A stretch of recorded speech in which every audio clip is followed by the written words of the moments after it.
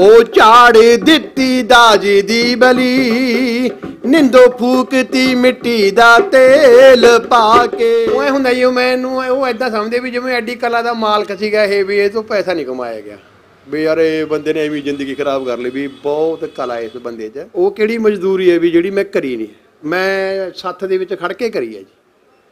ਬਾਜ਼ਾਰ ਦੇ ਵਿੱਚ ਮੈਂ ਮਜ਼ਦੂਰੀ ਕਰਨ ਲੱਗਿਆ ਸੰਗਿਆ ਨਹੀਂ ਹੈਗਾ ਜੀ। ਹਿੱਟ ਹੋਣ ਤੋਂ ਬਾਅਦ ਵੀ ਇੰਨਾ ਕੁਝ ਦੇਣ ਦੇ ਬਾਵਜੂਦ ਵੀ ਤੁਹਾਨੂੰ ਕਿਸੇ ਧਾਰਮਿਕ ਜਾਂ ਸਮਾਜ ਕਿਹੜੀਆਂ ਜਥੇਬੰਦੀਆਂ ਆਉਂਦੀਆਂ ਨੇ, ਕੋਈ ਬੁਲਾ ਕੇ ਮਾਨ ਸਨਮਾਨ ਕਰਦੀਆਂ ਨੇ, ਜਾਂ ਕੋਈ ਵੈਸੇ ਕਹਿੰਦੇ ਨੇ ਨਹੀਂ ਯਾਰ ਇਸ ਬੰਦੇ ਦਾ ਆਪਾਂ ਕੋਈ ਪੈਨਸ਼ਨ ਦਾ ਜਾਂ ਕੋਈ ਇਦਾਂ ਦਾ ਕਰ ਦਈਏ, ਵੀ ਜਿਹੜੇ ਬੰਦੇ ਨੇ ਸਾਡੇ ਸਮਾਜ ਦੇ ਵਾਸਤੇ ਇੰਨਾ ਕੁਝ ਇੰਨਾ ਵਧੀਆ ਕੀਤਾ, ਕੋਈ ਇਦਾਂ ਦਾ ਨਹੀਂ ਅੱਗੇ ਆਇਆ? ਤੇ ਪੁੱਤ ਖਿੰਡ ਕੇ ਖੱਖੜੀਆਂ ਵਾਂਗੂ ਬਾਪੂ ਨੂੰ ਫਿਕਰ ਖਾ ਗਿਆ, ਇੱਕ ਛੱਡ ਕੇ ਬਰੇਟਾ ਪਿੰਡ ਆਪਣਾ ਬਦਿਆਲੇ ਪਿੰਡ ਵਿੱਚ ਆ ਗਿਆ। ਹੁੰਦੀ ਚਿੰਤਾ ਛਕਾਤ ਵੀ ਮਾੜੀ, ਬਾਪੂ ਮੰਜੀ ਨਾਲ ਜੁੜ ਗਿਆ, ਜਾਂਦੀ ਵਾਰ ਦੇ ਮੇਲੇ ਵੀ ਨਾ ਹੋਏ ਭੁੱਲ ਭੁੱਲ ਕਹਿੰਦੇ। ਰੰਗ ਲੱਗੇ ਨੇ ਘਰ ਵਿੱਚ ਸੁੱਖ ਨਾਲ ਮੌਜ ਬਹਾਰਾਂ ਨੇ, ਹੋ ਨੌਕਰ ਚਾਕਰ ਰੱਖੇ ਕੋਲ ਮਰੂਤੀ ਕਾਰਾਂ ਨੇ, ਪਰ ਮੈਨੂੰ ਕੀ ਭਾ ਚੰਡੀਗੜ੍ਹ ਪਾਈ ਕੋਠੀ ਦਾ, ਹਾਏ ਓਏ ਪਾਈ ਕੋਠੀ ਦਾ, ਉਹ ਵੀ ਚੰਦਰਾ ਮੰਨਦਾ ਪਿਆ। ਮੈਂ ਕਿਹਾ ਵੀ ਇਹ ਤਾਂ ਇੰਨਾ ਉੱਚਾ ਗਾਉਂਦਾ ਤੇ ਇੰਨੀਆਂ ਵਧੀਆ ਕਲੀਆਂ ਤਾਂ ਮਾਨਕ ਗਾਈ ਜਾਂਦਾ, ਮੈਨੂੰ ਵੀ ਸਟੇਜ ਸਾਹਮਣੇ ਔਖੀ ਹੋ ਜੂਗੀ ਬਾਅਦ 'ਚ। ਮੈਂ ਜੀ ਜਦੋਂ ਮੈਨੂੰ ਬਾਅਦ 'ਚ ਟਾਈਮ ਆਇਆ ਮੇਰਾ ਨਾਮ ਬੋਲਤਾ ਵੀ ਹੁਣ ਵੀ ਭੋਲਾ ਸਿੰਘ ਰਾਹੀ ਆ ਗਏ।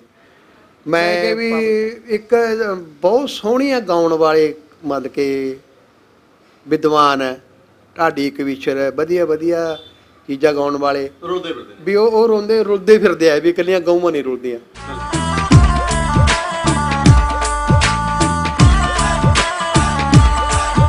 ਸਤਿ ਸ੍ਰੀ ਅਕਾਲ ਦੋਸਤੋ, ਮੈਂ ਧਰਮਾ ਹਰਿਆਊ, ਤੁਸੀਂ ਵੇਖ ਰਹੇ ਹੋ ਰੰਗ ਪੰਜਾਬ ਦੇ YouTube ਚੈਨਲ।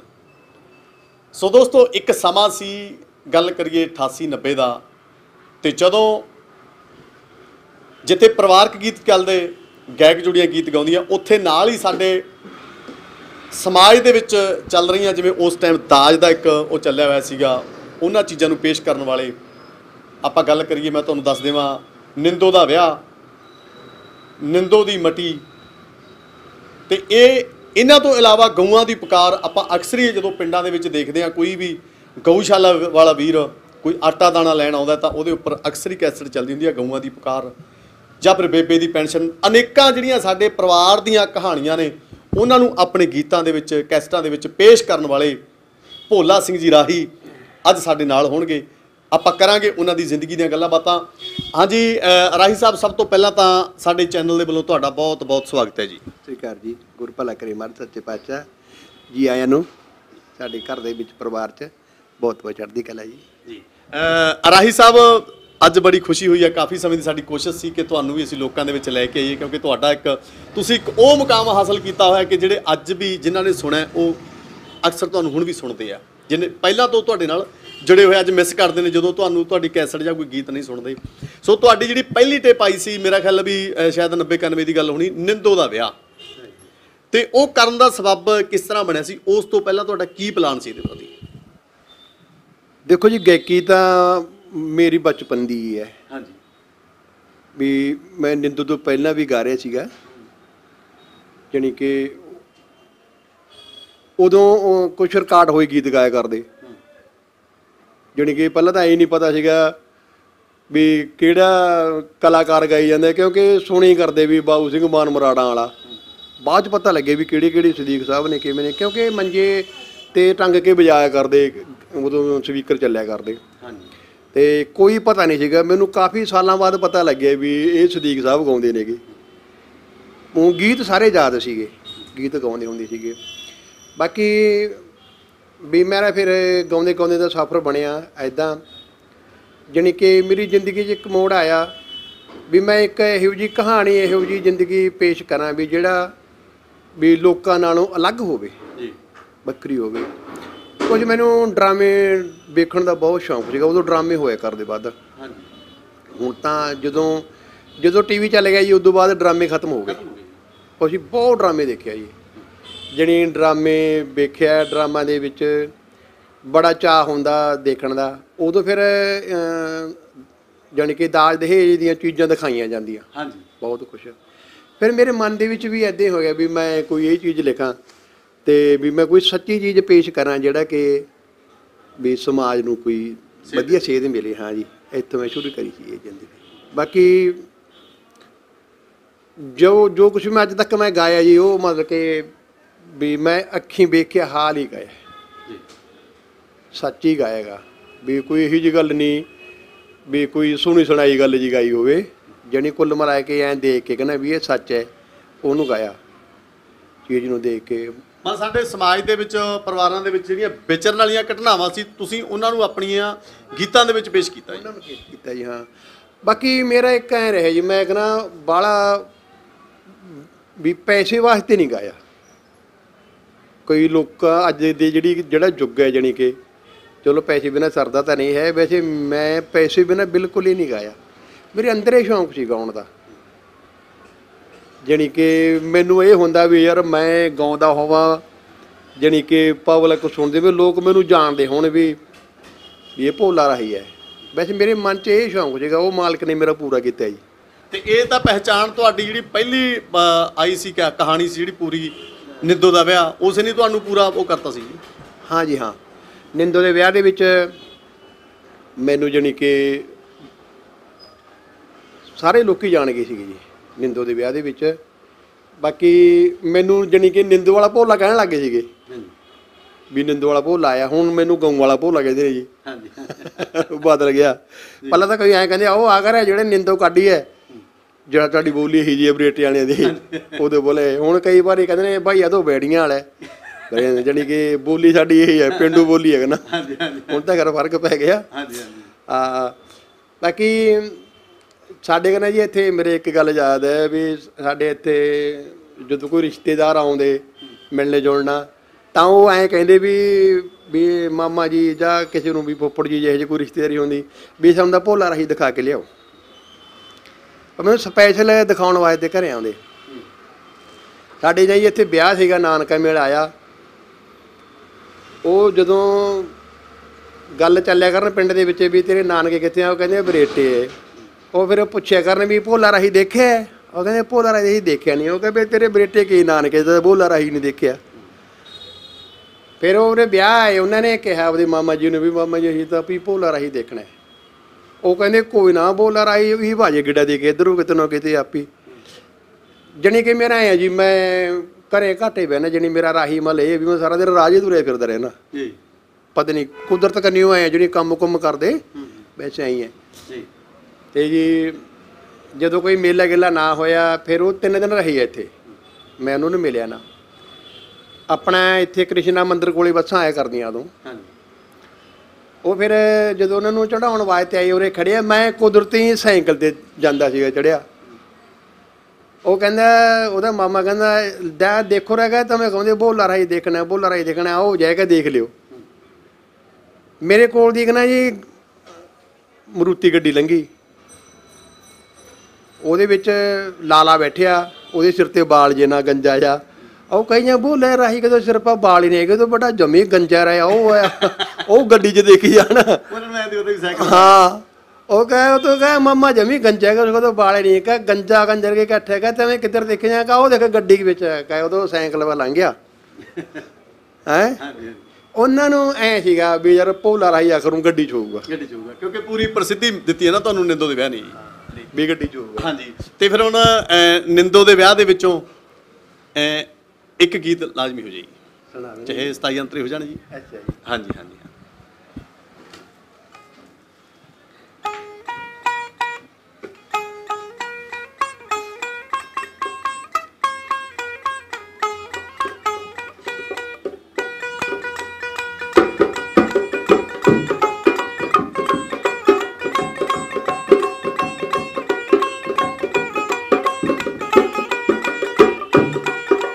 ਉਹ ਝਾੜ ਦਿੱਤੀ ਦਾਜ ਦੀ ਬਲੀ, ਨਿੰਦੋ ਫੂਕਤੀ ਮਿੱਟੀ ਦਾ ਤੇਲ ਪਾ ਕੇ, ਕੋਮਲ ਸਰੀਰ ਮਚਿਆ ਭੌਰੀ ਉੱਡ ਗਿਆ ਪਲਾਂ 'ਚ ਖੰਭ ਲਾ ਕੇ। ਝਾੜ ਦਿੱਤੀ ਦਾਜ ਦੀ ਬਲੀ, ਨਿੰਦੋ ਫੂਕਤੀ ਮਿੱਟੀ ਦਾ ਤੇਲ ਪਾ ਕੇ।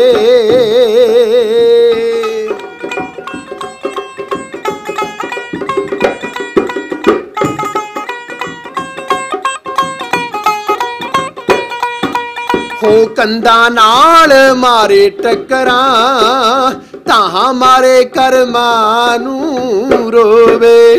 ਕੱਲਾ ਨਾ ਹੋਵੇ ਵੀਰ ਕਿਸੇ ਦਾ, ਭੈਣ ਦੁਖੀ ਨਾ ਕਿਸੇ ਦੀ ਰੱਬਾ ਹੋਵੇ। ਦੇ ਦਿਓ ਸੁਨੇਹਾ ਵੀਰ ਨੂੰ, ਕੋਈ ਕਹਿ ਦੋਵੇ ਨਿੰਦੋ ਦੇ ਪੇਕੇ ਜਾ ਕੇ। ਝਾੜ ਦਿੱਤੀ ਦਾਜ ਦੀ ਵਲੀ, ਨਿੰਦੋ ਫੂਕਤੀ ਮਿੱਟੀ ਦਾ ਤੇਲ ਪਾ ਕੇ।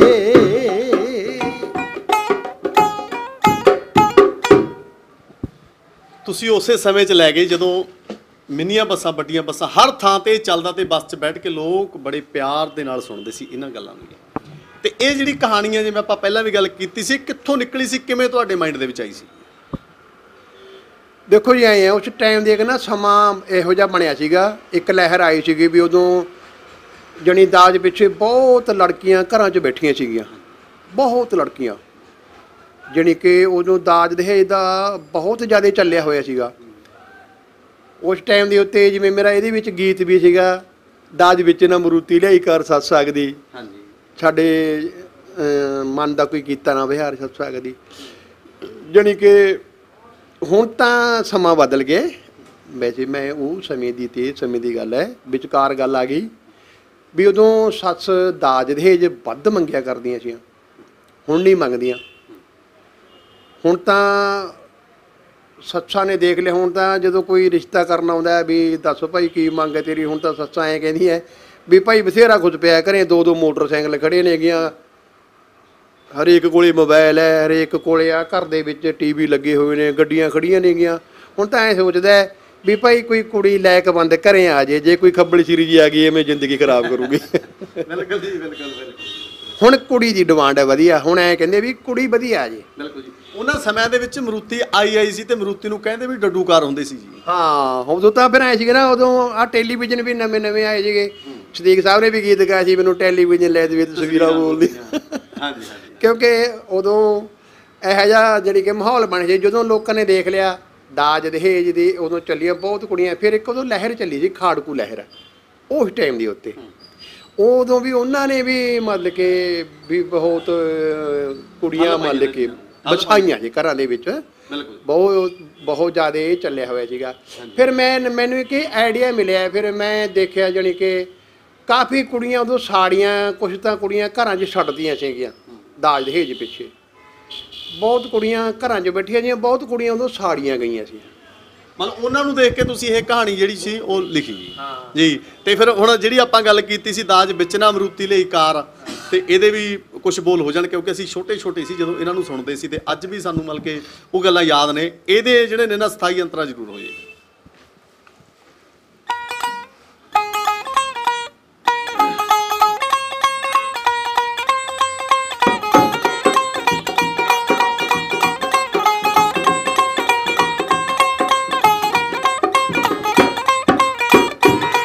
ਦਾਜ ਵਿੱਚ ਨਾ ਮਰੂਤੀ ਲਿਆਈ ਕਾਰ, ਸੱਸ ਆਖਦੀ ਦਾਜ ਵਿੱਚ ਨਾ ਮਰੂਤੀ ਲਿਆਈ ਕਾਰ, ਸੱਸ ਆਖਦੀ ਸਾਡੇ ਸ਼ੌਂਕ ਦਾ ਕੋਈ ਕੀਤਾ ਨਾ ਵਿਹਾਰ, ਸੱਸ ਆਖਦੀ ਦਾਜ ਵਿੱਚ ਨਾ ਮਰੂਤੀ ਲਿਆਈ ਕਾਰ, ਸੱਸ ਆਖਦੀ।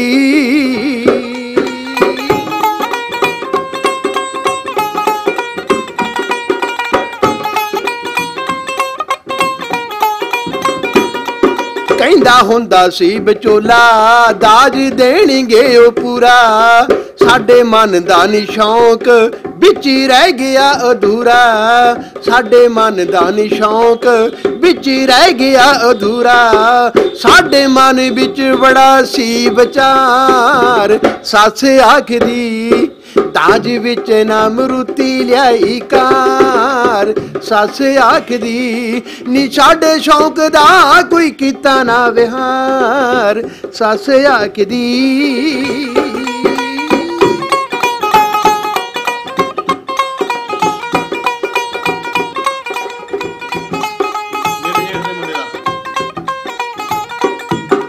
ਸਾਡੇ ਘਰ ਵਿੱਚ ਰਹੀ ਤੂੰ ਤਾਂ ਮੌਜਾਂ ਲੁੱਟਣੀ, ਕਿਤੇ ਆ ਜੇ ਤੇਰਾ ਬਾਪ ਉਹਨੂੰ ਲੰਮਾ ਪੁੱਛਣੀ ਕਿਤੇ ਆ ਜੇ ਤੇਰਾ ਬਾਪ, ਉਹਨੂੰ ਲੰਮਾ ਪੁੱਛਣੀ ਪੱਲੇ ਭਾਈ ਜੀ ਨੇ ਸਾਡੇ ਵਦਕਾਰ। ਸੱਸ ਆਖਦੀ ਦਾਜ ਵਿੱਚ ਨਾ ਮਰੂਤੀ ਲਿਆਈ ਕਾਰ, ਸੱਸ ਆਖਦੀ। ਇੱਕ ਐ ਹੋ ਗਿਆ ਜੀ ਜਾਣੀ ਕਿ ਇਹਨਾਂ ਗੀਤਾਂ ਗਾਇਨ ਨੂੰ ਵੀ ਸਮਾਂ ਹੋ ਗਿਆ ਵੈਸੇ। ਹਾਂਜੀ ਹਾਂਜੀ ਬਿਲਕੁਲ ਜੀ, ਕਿਉਂਕਿ ਹਰ ਇੱਕ ਚੀਜ਼ ਸਮੇਂ ਨਾਲ ਗਾਈ ਜਾਂਦੀ ਹੈ। ਬਿਲਕੁਲ ਜੀ ਬਿਲਕੁਲ। ਇਹ ਤਾਂ ਤੁਸੀਂ ਅੱਜ ਦਿਨ ਭਾਗਣ ਵਾਲੇ ਤੁਸੀਂ ਯਾਦ ਕਰਾਤਾ ਵੈਸੇ। ਅਸੀਂ ਤਾਂ ਵੈਸੇ ਇਹ ਚੀਜ਼ਾਂ ਨੂੰ ਕਦੇ ਭੁੱਲੇ ਨਹੀਂ, ਕਿਉਂਕਿ ਜਿਹੜੀਆਂ ਬਚਪਨ ਦੀਆਂ ਗੱਲਾਂ ਹੁੰਦੀਆਂ ਨੇ ਉਹ ਬੰਦਾ ਕਦੇ ਭੁੱਲਦਾ ਨਹੀਂ ਹੁੰਦਾ। ਤੇ ਇਸ ਕੈਸਟ ਨੇ ਮਤਲਬ ਤੁਹਾਨੂੰ ਪੂਰਾ ਟੌਪ ਤੇ ਲੈ ਗਈ, ਤੁਹਾਨੂੰ ਪ੍ਰੋਗਰਾਮ ਵੀ ਬੇਥਾਹ ਪੈਂਦੇ ਸੀ, ਫੁੱਲ ਪੈਂਦੇ ਸੀ, ਧਾਰਮਿਕ ਪ੍ਰੋਗਰਾਮ ਇੰਨੇ ਜ਼ਿਆਦਾ ਤੁਸੀਂ ਲਾਉਂਦੇ ਸੀ। ਉਸ ਤੋਂ ਬਾਅਦ ਫਿਰ ਕੰਪਨੀਆਂ ਵੀ ਤੁਹਾਡੇ ਪਿੱਛੇ ਪਿੱਛੇ ਫਿਰੀਆਂ ਜੀ? ਬਹੁਤ ਜੀ, ਮੇਰੇ ਕੋਲੇ ਬਹੁਤ ਕੰਪਨੀ ਆਈਆਂ ਜੀ। ਜਾਣੀ ਕਿ ਜਿਹੜੇ ਇਲਾਕੇ ਨੂੰ ਐ ਕਹਿੰਦੇ ਸੀਗੇ ਵੀ ਪਛੜਿਆ ਹੋਇਆ ਹੈਗਾ ਬਰੇਟਾ, ਜਾਣੀ ਕਿ ਉੱਥੋਂ ਵੀ ਫਿਰ ਬਠਿੰਡੇ ਦੇ ਲੋਕ ਕੰਪਨੀਆਂ ਜਾਣੀ ਕਿ ਆਮ ਮਾਨਸਾ ਨੇ ਤਾਂ ਇਹਦਾ ਜਾਣਦੀ ਕਰਦੇ ਆ, ਮੌੜਾਂ ਕੇ ਇਹ ਸਾਰੀਆਂ ਕੰਪਨੀਆਂ ਸੀਗੀਆਂ। ਜਾਣੀ ਕਿ ਸਾਰੇ ਫਿਰ ਮੈਥੋਂ ਆਉਂਦੇ, ਮੇਰੇ ਕੋਲ ਇੱਥੇ ਆਉਂਦੇ ਕੈਸਟ ਕਰਾਉਣ ਵਾਸਤੇ। ਕੁਛ ਇੱਕ ਤਾਂ ਧਾਰਮਿਕ ਪ੍ਰੋਗਰਾਮਾਂ 'ਚ ਐ ਸੀਗਾ ਜੀ ਵੀ ਪੈਸਾ ਬਹੁਤ ਘੱਟ ਬਣਦਾ ਸੀਗਾ ਉਸ ਟਾਈਮ ਦੇ ਉੱਤੇ। ਰੁਪਈਆ 2-2 ਰੁਪਈਏ ਇਨਾਮ ਦੇ ਦਿੰਦੇ, 5-5 ਰੁਪਈਏ ਐ ਜੀ। ਹਾਂਜੀ ਜਦੋਂ ਗਾਉਂਦੇ, ਬਾਕੀ ਸਾਨੂੰ ਅਗਲਾ ਵਿਆਹ 'ਚ ਤਾਂ ਕੋਈ ਬੁਲਾਉਂਦਾ ਨਹੀਂ ਸੀ ਖਾੜਾ, ਸਾਨੂੰ ਤਾਂ ਧਾਰਮਿਕ ਪ੍ਰੋਗਰਾਮਾਂ 'ਤੇ ਬੁਲਾਇਆ ਕਰਦੇ। ਜੇ ਡੇਰੇ 'ਚ ਜਾਣਾ, ਡੇਰੇ ਵਾਲਾ ਬਾਬਾ ਕਹਿੰਦਾ ਭਾਈ ਪੈਸੇ ਤਾਂ ਹੈ ਨਹੀਂ ਇੰਨੇ, ਪੈਸੇ ਤੁਸੀਂ ਮੜ ਜਾ ਲੈ ਲਿਓ ਖਰਚਾ ਪਾਣੀ ਜਾ, ਬਸ ਸੇਵੀ ਸਮਝੋ, ਸੇਵਾ ਜੀ ਜ਼ਿੰਦਗੀ ਲਾ ਲਈ ਸਾਰੀ ਬਸ। ਪੈਸਾ ਤਾਂ ਕਮਾਇਆ ਨਹੀਂ, ਪੈਸਾ ਹੁਣ ਮਾਨ ਜਲਵੇੜੇ ਨਹੀਂ ਦਿੱਤੇ ਨੇਗੇ ਜੀ, ਹੈ ਜੀ। ਤੇ ਫਿਰ ਉਦੋਂ ਤੁਹਾਡੇ ਮਨ ਦੇ ਵਿੱਚ ਨਹੀਂ ਆਉਂਦਾ ਸੀ ਵੀ ਆਪਾਂ ਪ੍ਰੋਫੈਸ਼ਨਲ ਗਾਇਕੀ ਵੱਲ, ਵੀ ਆਪਾਂ ਪ੍ਰੋਫੈਸ਼ਨਲ ਗਾਇਕੀ ਵੱਲ ਵੀ ਦੂਸਰੇ ਪਾਸੇ ਵੀ ਆਈਏ, ਵੀ ਜਿੱਧਰ ਪੈਸਾ ਵੱਧ ਬਣਦਾ, ਮਨ ਦੇ ਵਿੱਚ ਆਉਂਦਾ ਨਹੀਂ ਸੀ ਫਿਰ ਤੁਹਾਡੀ? ਨਾ ਜੀ, ਐਦਾਂ ਨਹੀਂ ਹੋਇਆ, ਐਦਾਂ ਨਹੀਂ ਹੋਇਆ। ਫਿਰ ਮੇਰਾ ਨਾਂ ਇਹ ਬਣ ਗਿਆ ਵੀ ਜਾਣੀ ਕਿ ਇੱਕ ਲੇਬਲ ਲੱਗ ਗਿਆ, ਮਤਲਬ ਕਿ ਵੀ ਕਹਾਣੀਕਾਰ ਇੱਕ ਵਧੀਆ ਲੇਬਲ ਲੱਗ ਗਿਆ। ਫਿਰ ਮੈਨੂੰ ਇਹ ਕਹਿਣ ਲੱਗ ਗਏ ਜਿਹੜੇ ਸਲਾਹਕਾਰ ਸੀਗੇ ਵੀ ਰਾਈ ਸਾਹਿਬ ਹੁਣ ਤੁਹਾਡੀ ਜਗ੍ਹਾ ਵਧੀਆ ਬਣੀ ਹੋਈ ਆ, ਵੀ ਤੁਸੀਂ ਹੁਣ ਖਰਾਬ ਨਾ ਕਰ ਲਓ, ਵੀ ਪੈਸੇ ਪਿੱਛੇ ਲੱਗ ਕੇ ਕੀ ਨਾ ਕਰ ਲਓ। ਬਿਲਕੁਲ। ਵੈਸੇ ਮੈਨੂੰ ਮੇਰੇ ਰਿਸ਼ਤੇਦਾਰ ਮਿੱਤਰ ਬੇਲੀ ਨੇ ਜਿਹੜੇ ਘਰ ਵਾਲੇ, ਉਹ ਇੰਨਾ ਵਧੀਆ ਨਹੀਂ ਸਮਝਦੇ। ਮੈਂ ਜੋ ਗੱਲ ਕਹੂੰਗਾ ਸੱਚ ਦੀ ਹੈ ਵੈਸੇ।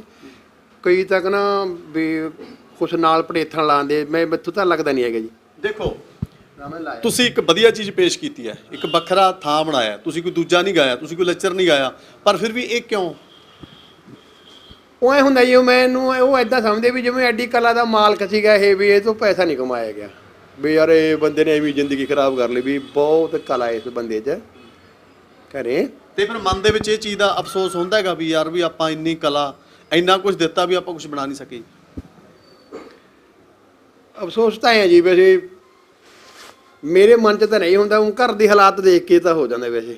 ਜਦੋਂ ਹੁਣ ਘਰ ਵਾਲੀ ਨੇ ਕਹਿ ਦੇਣਾ ਵੀ ਜਾਂ ਉਹਨਾਂ ਨੇ ਕੰਮ ਕਰਨਾ ਕੋਈ ਆਪ ਆਏ ਆ, ਫਿਰ ਮੈਨੂੰ ਫਿਰ ਉਹਨਾਂ ਦੇ ਇਸ ਅਣਖ ਦੇ ਵਿੱਚ ਆ ਕਿ ਮੈਨੂੰ ਫਿਰ ਆਪ ਕੰਮ ਕਰਨਾ ਪੈਂਦਾ। ਮੈਂ ਬਹੁਤ ਸਾਲ ਤਾਂ ਦੁੱਧ ਦਾ ਕੰਮ ਕਰਿਆ ਜੀ, ਬਹੁਤ ਸਾਲ ਤਾਂ ਮੈਂ ਦੁੱਧ ਦਾ ਕੰਮ ਕੀਤਾ। ਹੋਰ ਮੈਂ ਬਹੁਤ ਕੰਮ ਕਰੇ ਨੇਗੇ, ਜਾਣੀ ਕਿ ਉਹ ਕਿਹੜੀ ਮਜ਼ਦੂਰੀ ਹੈ ਵੀ ਜਿਹੜੀ ਮੈਂ ਕਰੀ ਨਹੀਂ। ਮੈਂ ਸੱਥ ਦੇ ਵਿੱਚ ਖੜ ਕੇ ਕਰੀ ਹੈ ਜੀ, ਬਾਜ਼ਾਰ ਦੇ ਵਿੱਚ ਮੈਂ ਮਜ਼ਦੂਰੀ ਕਰਨ ਲੱਗਿਆ ਸੰਗਿਆ ਨਹੀਂ ਹੈਗਾ ਜੀ। ਹਿੱਟ ਹੋਣ ਤੋਂ ਬਾਅਦ ਵੀ? ਹਿੱਟ ਹੋਣ ਤੋਂ ਬਾਅਦ ਵੀ ਜੀ। ਬਾਕੀ ਮੈਨੂੰ ਮਜਬੂਰੀ ਕਰਨ 'ਚ ਮੈਨੂੰ ਦਿੱਕਤ ਬਹੁਤ ਆਈ ਹੈ। ਜਦੋਂ ਮੈਂ ਕਿਤੇ ਮਿਹਨਤ ਕਰਦਾ ਤਾਂ ਮੇਰੇ ਕੰਨੀ ਉਂਗਲਾਂ ਵੀ ਹੋਣੀਆਂ ਵੀ ਯਾਰ ਇਹ ਉਹ ਬੰਦਾ ਯਾਰ ਜਿਹੜਾ ਟੋਕਰੀ ਚੱਕੀ ਫਿਰਦਾ। ਇਹ ਮੇਰੇ ਮਨ ਦੇ ਵਿੱਚ ਬਹੁਤ ਵੱਡੀ ਮੈਨੂੰ, ਮੈਂ ਫਿਰ ਇਹ ਸੋਚ ਲੈਂਦਾ ਸੀਗਾ ਵੀ ਮੇਰੇ ਮਨ ਦੇ ਮੇਰੀ ਕਿਸਮਤ ਇਹੀ ਜਿਹੀ ਕਿਉਂ ਲਿਖੀ ਵੀ ਜੇਕਰ ਮੈਨੂੰ ਨਾ ਲੋਕ ਜਾਣਦੇ ਹੁੰਦੇ, ਮੈਂ ਭਾਵੇਂ ਜੋੜੀ ਗੱਡੀ ਜਾਂਦਾ, ਭਾਵੇਂ ਰਕਸ਼ਾ ਚਲਾਈ ਜਾਂਦਾ, ਪਰ ਮੈਂ ਜਦੋਂ ਕੋਈ ਕੰਮ ਕਰਦਾ ਮੈਨੂੰ ਇਹ ਵੱਡੀ ਦਿੱਕਤ ਆਉਂਦੀ ਸੀਗੀ। ਕਈਆਂ ਦੇ ਤਾਂ ਮੈਂ ਇਹ ਕੋਈ ਕੰਮ 'ਤੇ ਵਗ ਜਾਂਦਾ, ਉਹ ਮੈਨੂੰ ਐਂ ਕਹਿੰਦੇ ਵੀ ਰਾਈ ਸਾਹਿਬ ਤੁਸੀਂ ਕੰਮ ਨਾ ਕਰੋ, ਭਾਵੇਂ ਪੈਸੇ ਲੈ ਜਾਓ। ਅੱਛਾ, ਇਹ ਦੇਖਦੇ ਹੋਏ ਜਿਹੜੀਆਂ ਚੀਜ਼ਾਂ ਤੁਸੀਂ ਪੇਸ਼ ਕੀਤੀਆਂ, ਇੱਕ ਮਿਸਾਲ ਪੈਦਾ ਕੀਤੀ ਹੈ ਨਾ ਜੀ। ਤੁਸੀਂ ਪਹਿਲਾਂ ਨਿੰਦੋ ਦਾ ਵਿਆਹ ਕੀਤੇ, ਉਸ ਤੋਂ ਬਾਅਦ ਗਊਆਂ ਦੀ ਪੁਕਾਰ ਤੇ ਬੇਬੇ ਜੀ ਪੈਨਸ਼ਨ ਮਿਲਦੀ ਹੈ, ਇਹਦੇ ਵਿੱਚੋਂ ਵੀ ਆਪਾਂ ਕੁਝ ਗੱਲਾਂ ਤੁਹਾਡੇ ਤੋਂ ਸੁਣਾਂਗੇ। ਇੰਨਾ ਕੁਝ ਦੇਣ ਦੇ ਬਾਵਜੂਦ ਵੀ ਤੁਹਾਨੂੰ ਕਿਸੇ ਧਾਰਮਿਕ ਜਾਂ ਸਮਾਜ ਜਿਹੜੀਆਂ ਜਥੇਬੰਦੀਆਂ ਹੁੰਦੀਆਂ ਨੇ ਕੋਈ ਬੁਲਾ ਕੇ ਮਾਨ ਸਨਮਾਨ ਕਰਦੀਆਂ ਨੇ, ਜਾਂ ਕੋਈ ਵੈਸੇ ਹੀ ਕਹਿੰਦੇ ਨੇ ਨਹੀਂ ਯਾਰ ਇਸ ਬੰਦੇ ਦਾ ਆਪਾਂ ਕੋਈ ਪੈਨਸ਼ਨ ਦਾ ਜਾਂ ਕੋਈ ਇਦਾਂ ਦਾ ਕਰ ਦਈਏ, ਵੀ ਜਿਹੜੇ ਬੰਦੇ ਨੇ ਸਾਡੇ ਸਮਾਜ ਦੇ ਵਾਸਤੇ ਇੰਨਾ ਕੁਝ ਇੰਨਾ ਵਧੀਆ ਕੀਤਾ, ਕੋਈ ਇਦਾਂ ਦਾ ਨਹੀਂ ਅੱਗੇ ਆਇਆ ਜੀ? ਨਹੀਂ ਪਿਲਸਣ ਦਾ ਜੀ ਮੈਂ ਹੁਣ ਵੀ, ਨਾਲੇ ਮੇਰੇ ਥੋੜੀ ਬਹੁਤੀ ਫਰਕ ਜਿਹਾ ਹੋਊਗਾ ਉਮਰ ਦਾ, ਹਜੇ ਵੀ ਮਤਲਬ ਕਿ ਲੱਗੀ ਨਹੀਂ ਵੇ ਜੀ ਪਿਲਸਣ। ਮੈਂ ਵੈਸੇ ਵੀ ਆਪਾਂ ਕਹਿੰਦੇ ਵੀ ਸੰਸਥਾਵਾਂ ਕਰਦੀਆਂ ਨਾ ਮਾਨ ਸਨਮਾਨ, ਹੁਣ ਕੋਈ ਕਲਾਕਾਰ ਹਿੱਟ ਹੋ ਜਾਂਦਾ ਪਿੰਡ ਦਾ ਜਾਂ ਕੋਈ ਹੋਰ ਸੰਸਥਾਵਾਂ ਅੱਗੇ ਪਿੱਛੇ ਭੱਜੀਆਂ ਫਿਰਦੀਆਂ ਨੇ, ਕਿਸੇ ਨੂੰ ਗੱਡੀ ਦੇਤੀ, ਮੋਟਰਸਾਈਕਲ, ਕਾਰ, ਕੋਈ ਪੈਸੇ, ਕੋਈ ਇਦਾਂ ਦੀ ਕਿਤੋਂ ਵੀ ਆਫਰ ਨਹੀਂ ਤੁਹਾਨੂੰ? ਕੋਈ ਨਹੀਂ ਸਮਾਂ ਇੱਦਾਂ ਜੀ, ਮੈਂ ਜੇ ਕਿਤੇ ਪ੍ਰੋਗਰਾਮ ਕਰਨ ਵਗ ਗਿਆ ਵੀ ਚੰਗੇ ਪੈਸੇ ਬਣ ਗਏ, ਜਿਵੇਂ ਕਿਤੇ ਗਊਸ਼ਾਲਾ 'ਚ ਪ੍ਰੋਗਰਾਮ ਕਰਦਾ ਮੈਂ ਉਹ ਖਰਚੇ ਦੇ ਘਰੇ ਨਾ ਜੀ ਪ੍ਰੋਗਰਾਮ, ਸਾਜੀਆਂ ਦਾ ਖਰਚਾ, ਗੱਡੀ ਦਾ, ਸਾਊਂਡ ਦਾ ਖਰਚਾ, ਉਹ 'ਤੇ ਮੈਂ ਕਰਿਆ ਉਹਨਾਂ ਵੀ ਚਲੋ ਗਊਆਂ ਦੇ। ਬਾਕੀ ਮੈਨੂੰ ਕਿਸੇ ਨੇ ਇੱਦਾਂ ਜੀ ਨਹੀਂ ਕਿਹਾ ਵੀ ਰਾਈ ਸਾਹਿਬ ਵੀ ਤੁਸੀਂ ਕਿਵੇਂ ਬੱਚੇ ਪਾਲੋਗੇ ਆਪਦੇ, ਵੀ ਇਹ ਤੁਹਾਡਾ ਵੀ ਮਾਣ ਇੱਜ਼ਤ ਕਰਦੀ ਏ, ਸਤਿਕਾਰ ਕਰਦੀ ਏ। ਉਹ ਐਂ ਤਾਂ ਹੋ ਜਾਂਦਾ ਜਿਵੇਂ ਗਲ ਦੇ ਵਿੱਚ ਕੋਈ ਹਾਰ ਪਾਤਾ, ਸਰੂਪਾ ਪਾਤਾ, ਇਹੋ ਜਿਹਾ ਸਤਿਕਾਰ ਤਾਂ ਹੋ ਜਾਂਦੀ ਹੈ ਜੀ, ਪਰ ਉਹ ਮਾਇਆ ਪੈਸੇ ਵਾਲੇ ਨਹੀਂ ਹੋਏ। ਕੱਲੀਆਂ ਟਰੋਫੀਆਂ ਸਨਮਾਨ ਚਿੰਨ੍ਹਾਂ ਨਾਲ ਘਰ ਨਹੀਂ ਚੱਲਦੇ ਨਾ ਜੀ। ਹਾਂ ਇਹੋ ਜਿਹੇ ਐਂ ਤਾਂ ਮਲ ਕੇ ਕੀਤੇ ਆ। ਹਾਂਜੀ, ਤੇ ਪੈਸੇ ਬਾਰੇ ਨਹੀਂ ਆਏ ਕਿਸੇ ਨੇ ਕਿਹਾ ਵੀ ਤੁਹਾਡਾ ਗੁਜ਼ਾਰਾ ਕਿਵੇਂ ਹੁੰਦਾ। ਫਿਰ ਮੈਨੂੰ ਇਸ ਮਜਬੂਰੀ ਦੇ ਵਿੱਚ ਆ ਕੇ ਜੀ, ਮੈਂ ਸਾਡੇ ਇੱਧਰ ਮਾਨ ਸਾਹਿਬ ਬੈਠੇ ਨੇਗੇ, ਮਾਨ ਬਲਵੇੜਾ ਜੀ, ਮਲਵਈ ਗਿੱਧੇ ਦੇ, ਬਹੁਤ ਪੁਰਾਣਾ ਨਾਂ ਹੈ ਜੀ ਇਹਨਾਂ ਦਾ ਮਲਵਈ ਗਿੱਧੇ ਦੇ ਵਿੱਚ। ਤੇ ਇੱਧਰ ਫਿਰ ਮੇਰੀ ਤੁੰਬੀ ਦੀ ਸੈਟਿੰਗ ਜੀ ਸੀ। ਹੁਣ ਤੁੰਬੀ ਜਾਣੀ ਕਿ ਨਵੇਂ ਕਲਾਕਾਰ ਤਾਂ ਜਾਣਦੇ ਨਹੀਂ ਹੈਗੇ ਜੀ, ਪੁਰਾਣੀ ਕਲਾਕਾਰ ਜਾਣਦੇ ਆ। ਮੈਨੂੰ ਬਾਈ ਇੱਧਰੋਂ ਮਿਲਿਆ, ਇੱਕ ਪੱਤਰਕਾਰ ਮਿਲੇ, ਮੇਰੇ ਇਹਨਾਂ ਦਾ ਨਾਂ ਨਹੀਂ ਯਾਦ, ਉਹ ਮੈਨੂੰ ਕਹਿੰਦਾ ਰਾਈ ਸਾਹਿਬ, ਮੈਨੂੰ ਥਾਪੀ ਦੇ ਕੇ ਇੱਦਾਂ ਕਹਿੰਦਾ, ਰਾਈ ਸਾਹਿਬ ਕਹਿੰਦਾ ਤੁਸੀਂ ਭੁੱਖੇ ਨਹੀਂ ਮਰਦੇ ਹੈਗੇ ਜ਼ਿੰਦਗੀ, ਕਹਿੰਦਾ ਤੁਸੀਂ ਵਧੀਆ ਜ਼ਿੰਦਗੀ ਜਿਓਗੇ। ਮੈਂ ਹੱਸਣ ਲੱਗ ਗਿਆ, ਮੈਂ ਕਿਹਾ ਜੀ ਤੁਹਾਨੂੰ ਕੀ ਗੱਲ ਵੀ ਕੋਈ ਆਕਾਸ਼ਬਾਣੀ ਹੋਈ ਹੈ ਕਿ ਜਾਂ ਤੁਸੀਂ ਹੱਥ ਦੇਖਦੇ ਹੋ ਕਿਵੇਂ? ਮੈਂ ਹੱਸਣ ਲੱਗ ਗਿਆ। ਕਹਿੰਦਾ ਨਹੀਂ, ਕਹਿੰਦਾ ਹੱਥ ਹੀ ਦੇਖਣਾ, ਜਿਹੜੀ ਥੋੜੀ ਕਹਿੰਦੇ ਤੁੰਬੀ ਦੀ ਕਲਾ ਹੈ ਵੀ ਇਹ ਅਮਰ ਰਹੂਗੀ, ਇਹਨੂੰ ਸੁਣ ਕੇ ਲੋਕ ਬੜੇ ਖੁਸ਼ ਹੁੰਦੇ ਨੇ ਵੀ ਤੁਹਾਡੀ ਕੀਮਤ ਰਹੂਗੀ ਕਿ ਤੁਸੀਂ ਸੱਭਿਆਚਾਰ 'ਚ ਆ ਗਏ। ਹਾਂਜੀ ਬਿਲਕੁਲ ਜੀ, ਬਿਲਕੁਲ। ਫਿਰ ਮੈਂ ਜਦੋਂ ਇਸ ਭਰੇ ਵਿੱਚ ਆਇਆ ਜੀ, ਮਲਵਈ ਗਿੱਧੇ 'ਚ ਆਇਆਗਾ ਬਾਈ ਨਾਲ, ਜਿੱਦੇ ਮੇਰੇ ਪਹਿਲੇ ਦਿਨ ਇਹਨਾਂ ਨੇ ਹਾਰ ਸ਼ਿੰਗਾਰ ਲਾਇਆ, ਜਾਣੀ ਕਿ ਕਾਂਠੇ ਪਾਏ, ਨੋਕ ਵਾਲੀਆਂ ਜੁੱਤੀਆਂ, ਚਾਦਰੇ ਬੰਨੇ, ਜਾਕਟਾਂ ਪਾਈਆਂ, ਫਰਲੇ ਛੱਡੇ ਉੱਤੇ। ਮੈਂ ਇੱਦਾਂ ਬੈਠਿਆ ਸੀਗਾ ਜਿਵੇਂ ਕਿ ਮਰੇ ਪਏ ਮੁਰਦੇ ਨੂੰ ਸ਼ਿੰਗਾਰਿਆ ਕਰਦੇ, ਮੈਂ ਇੱਦਾਂ ਬੈਠਿਆ ਸੀ। ਮੈਂ ਵੀ ਕਿਹਾ, ਮੈਂ ਕਿਹਾ ਵੀ ਰਾਈ ਸਾਹਿਬ ਆਹ ਕੰਮ ਰਹਿੰਦਾ ਸੀ ਕਰਨ ਵਾਲਾ ਹਜੇ ਵੀ ਇਹ ਵੀ ਕਰਨਾ ਸੀਗਾ। ਸਾਡੇ ਬੱਚੇ ਐਂ ਕਹਿੰਦੇ ਸੀ ਵੀ ਡੈਡੀ ਵੀ ਤੂੰ ਇਹ ਕੰਮ ਨਹੀਂ ਕਰਨਾ। ਦੇਖੋ ਮੈਂ ਸੱਚ ਕਹੂੰਗਾ, ਸਾਡੇ ਮਾਨ ਸਾਹਿਬ ਉਹ ਕਹਿੰਦੇ ਵੀ ਡੈਡੀ ਇਹ ਨਹੀਂ ਕਰਨਾ ਹੈਗਾ, ਭਾਵੇਂ ਅਸੀਂ ਤੰਗੀ ਕੱਟ ਲਾਂਗੇ ਹੋਰ। ਮੈਂ ਕਿਹਾ ਵੀ ਮੈਨੂੰ ਸਾਡੇ ਘਰੇ ਕਹਿੰਦੇ ਵੀ ਕੱਲ੍ਹ ਨੂੰ ਸਿਲੰਡਰ ਲੈ ਕੇ ਆਉਣਾ ਗਾ, ਆਹ ਲੈ ਕੇ ਆਉਣਾ, ਬਾਹ ਲੈ ਕੇ ਆਉਣਾ। ਮੈਂ ਕਿਹਾ ਵੀ ਇਹਨਾਂ ਤਾਂ ਕਹਿਣੀ ਕਹਿਣਾ ਲੈ ਕੇ ਆਉਣਾ, ਹੁਣ ਕੋਲੇ ਪੈਸੇ ਨਾ। ਮੈਨੂੰ ਮਾਨ ਸਾਹਿਬ ਨੇ ਬਹੁਤ ਕਿਹਾ ਸੀਗਾ, ਉਦੋਂ ਪਹਿਲਾਂ ਵੀ ਕਹਿੰਦੇ ਸੀ ਵੀ ਰਾਈ ਸਾਹਿਬ ਸਾਡੇ ਨਾਲ ਆ ਜਾਓ। ਇਹ ਮੇਰਾ ਬਹੁਤ ਸਤਿਕਾਰ ਕਰਦੇ ਆ ਜੀ, ਇਹ ਤਾਂ ਹੀ ਮੈਂ ਇਹਨਾਂ ਦੇ ਨਾਲ ਜੁੜਿਆ। ਜਾਣੀ ਕਿ ਕਿਉਂ ਇੱਕ ਤਾਂ ਵੈਸ਼ਨੂ ਨੇ, ਕੋਈ ਨਸ਼ਾ ਨਹੀਂ ਕਰਦੇ, ਨਸ਼ੇ ਤੋਂ ਰਹਿਤ ਨੇ, ਬਾਕੀ ਸਿਆਣੇ ਨੇਗੇ। ਵੈਸੇ ਵੀ ਕੋਈ ਲੋੜ ਪੈਂਦੀ ਹੈ ਸਹਾਰਾ ਲਾ ਦਿੰਦੇ ਆ, ਕੋਈ ਪੈਸੇ ਟਕੇ ਦੀ ਕਾਸੇ ਦੀ ਵੀ ਲੋੜ ਹੈ ਜਿਹੜੀ ਵਧੀਆ ਹੈ। ਕੁਛ ਫਿਰ ਮੈਨੂੰ ਐਂ ਆ ਵੀ ਸਾਡੇ ਏਰੀਏ ਦੇ ਨੇਗੇ, ਸਾਡੇ ਆਪਦੇ ਨੇਗੇ, ਸਾਨੂੰ ਤਾਂ ਹੈ। ਚਲੋ ਇਹਨਾਂ ਨੇ ਤਾਂ ਤੁਹਾਡੀ ਜ਼ਰੂਰਤ ਨੂੰ ਸਮਝਿਆ, ਤੁਹਾਨੂੰ ਲੋੜ ਸੀ ਹੈ ਨਾ ਵੀ ਘਰੋਂ ਤੰਗੀ ਕਰਕੇ। ਜਿਹੜੀਆਂ ਕੰਪਨੀਆਂ ਤੁਹਾਨੂੰ ਬੌਂਡ ਕਰਦੀਆਂ ਸੀ ਜਾਂ ਜਿਨ੍ਹਾਂ ਨੇ ਤੁਹਾਡੀਆਂ ਕੈਸਟਾਂ ਕੀਤੀਆਂ ਸੀ, ਉਹ ਤੁਹਾਨੂੰ ਬਾਅਦ ਦੇ ਵਿੱਚ ਜਿਵੇਂ ਰਿਐਲਿਟੀ ਵਗੈਰਾ ਇਹ ਕੁਝ ਨਹੀਂ ਮਿਲਦਾ ਤੁਹਾਨੂੰ? ਉਹ ਆਇਆ ਜੀ ਉਹਨਾਂ 'ਚ ਕਹਿੰਦਾ ਉਹ ਕੰਪਨੀਆਂ 'ਚ ਉਹ ਕਹਿੰਦੇ ਕੁਛ ਹੁੰਦੇ ਜੀ, ਕਰਦੇ ਕੁਛ ਹੁੰਦੇ ਆ। ਇੱਕ ਤਾਂ ਮੈਂ ਵੱਡੀ ਮਾਰ ਇਹ ਬਹੁਤ ਖਾਧੀ ਹੈ ਵੀ ਮੈਂ ਮਿੱਤਰ ਦੋਸਤੀ 'ਚ ਆ ਜਾਣਾ, ਜੇ ਭੋਲੇਪਣ 'ਚ ਆ ਜਾਣਾ, ਮੈਂ ਗੱਲਾਂ 'ਤੇ ਵਿਸ਼ਵਾਸ ਕਰ ਲੈਣਾ। ਕੁਛ ਮੈਂ ਪੜ੍ਹਾਈ ਕਿੰਨੀ ਵੀ ਮਾਰ ਖਾਧੀ। ਪੜ੍ਹਾਈ ਕੀਤੀ ਤੁਸੀਂ? ਬਸ ਮੈਂ ਅਸੀਂ ਘਰੇ ਪੜ੍ਹੇ ਹੋਏ ਹਾਂ, ਮਤਲਬ ਕਿ ਬਾਬਾ ਜੀ ਕੋਲੇ, ਬਾਪੂ ਜੀ ਕੋਲੇ, ਵੀ ਕੋਈ ਸਕੂਲਾਂ, ਕਿਉਂਕਿ ਜਦੋਂ ਅਸੀਂ ਪੜ੍ਹਦੇ ਉਦੋਂ ਸਾਡੇ ਬੇਟੇ ਸਕੂਲ ਹੀ ਨਹੀਂ ਸੀ ਕੋਈ ਹੈ ਜੀ। ਉਦੋਂ ਸਾਡੇ ਇੱਕ ਥਾਈ ਹੁੰਦੇ ਸੀ, ਥਾਈ 'ਚ ਪੜ੍ਹਾਇਆ ਕਰਦੇ। ਕੁਛ ਉਦੋਂ ਮਾਸਟਰ ਇਹੋ ਜਿਹੇ ਹੁੰਦੇ ਸੀ, ਕੁੱਟਦੇ ਕੱਟਦੇ ਵਾਲਾ ਹੁੰਦੇ ਸੀਗੇ, ਡਰਦੇ ਜਾਂਦੇ ਨਹੀਂ ਸੀਗੇ, ਐਂ ਵੀ ਸੀਗਾ ਹੈ ਜੀ। ਅਤੇ ਕੁਛ ਘਰ ਦੇ ਹਾਲਾਤਾਂ 'ਚੋਂ ਜਾਣੀ ਕਿ ਮੇਰੀ ਜ਼ਿੰਦਗੀ ਮੈਨੂੰ ਐਂ ਲੱਗੀ ਜੀ ਜਿਵੇਂ ਕਿ ਨਾ ਕੋਈ ਦੋ ਪੱਖ ਮੇਰੀ ਜ਼ਿੰਦਗੀ ਦੇ ਵਿੱਚ ਖੜ੍ਹੇ ਹੋਏ ਨੇਗੇ। ਵੀ ਇੱਕ ਤਾਂ ਮੈਨੂੰ ਜਮਾ ਐਨ ਟੀਸੀ ਦਾ ਬੇਰ ਬਣਾਉਣ ਦਾ ਮਾਲਕ, ਇੱਕ ਪਾਸੇ ਮੈਨੂੰ ਪੈਰਾਂ 'ਚ ਰੋਲਦਾ ਨੇ, ਇੱਕ ਪਾਸੇ ਪੈਸੇ ਪੱਖ ਤੋਂ। ਹਾਂ ਕਈ ਜਗ੍ਹਾ 'ਤੇ ਬਿਨਾਂ ਪੈਸੇ ਤੋਂ ਸਨਮਾਨ ਵੀ ਨਹੀਂ ਹੁੰਦਾ। ਹਰੇਕ ਬੰਦਾ ਤਾਂ ਕਲਾ ਦਾ ਮਾਣ ਵੀ ਨਹੀਂ ਕਰ ਸਕਦਾ ਕਿ ਨਾ ਜੀ। ਕਿਸੇ ਬੰਦੇ ਨੂੰ ਇਹ ਕਲਾ ਦੀ ਪਰਖ ਹੁੰਦੀ ਹੈ, ਹਰੇਕ ਥੋੜ੍ਹੀ ਕਰਦਾ। ਨਹੀਂ ਬਿਲਕੁਲ। ਕਈ ਬੰਦੇ ਤਾਂ ਪੈਸਾ ਮੰਗਦੇ ਨੇ, ਅਗਲਾ ਕਹਿੰਦਾ ਜਦ ਭੋਲਾ ਰਾਹੀ ਹੋਊਗਾ 100 ਬੁਰੀ ਆਊਗਾ ਤੂੰ ਪੈਸੇ ਬੜਾ ਕੇ ਜਾ, ਰੋਟੀ ਖਾ ਕੇ ਗਿਆ ਦੇ ਕੇ ਜਾ ਹੈ ਜੀ। ਜਾਣੀ ਕਿ ਇਹ ਨਹੀਂ ਪਤਾ ਮੇਰਾ ਬਹੁਤ ਵੱਡਾ ਕਿਤੇ ਸਟੇਜ 'ਤੇ ਸਨਮਾਨ ਹੋ, ਕਿਉਂ ਕਲਾਕਾਰ ਨੂੰ ਇਹ ਹੁੰਦੇ ਜੀ ਤਾੜੀਆਂ ਪੈ ਜਾਣ, ਸਨਮਾਨਿਤ ਹੋ ਜੇ ਵਧੀਆ, ਚਲੋ ਇੰਨੇ ਨਾਲ ਸਤਿਕਾਰ ਮਿਲ ਜੇ, ਇਹੀ ਬਹੁਤ ਵੱਡਾ ਹੁੰਦਾ ਜੀ। ਅਤੇ ਗਰੀਬੀ ਤੋੜੇ 'ਤੇ ਜਾਣੀ ਕਿ ਫਿਰ ਤੁਹਾਡੀ ਕਿਸੇ NRI ਨੇ ਉੱਧਰੋਂ ਬਾਹਰ ਕੈਨੇਡਾ, ਅਮਰੀਕਾ ਜਾਂ ਇੰਗਲੈਂਡ ਇੱਧਰੋਂ ਨਹੀਂ ਕਿਸੇ ਨੇ ਬਾਂਹ ਫੜੀ ਜੀ? ਨਾ ਜੀ, ਮੈਂ ਬਾਹਲਾ ਰੂਬਰੂ ਨਹੀਂ ਹੋਇਆ ਕਿਸੇ ਦੇ ਨਾ ਜੀ। ਮੈਂ ਆਪਦੇ ਬਾਈ ਤਾਂ ਨਾਲੇ ਸੀ ਗੁਰਦਾਸ ਮਾਨ ਸਾਨੂੰ ਸਟੇਜ 'ਤੇ ਮਿਲੇ ਜੀ, ਅਸੀਂ ਪ੍ਰੋਗਰਾਮ 'ਤੇ ਗਏ, ਉਹਨਾਂ ਨੇ ਜੀ ਮੇਰਾ ਐਡਾ ਮਾਣ ਕੀਤਾ, ਵੀਡੀਓ ਵੀ ਬਣੀ ਹੋਈ ਜੀ।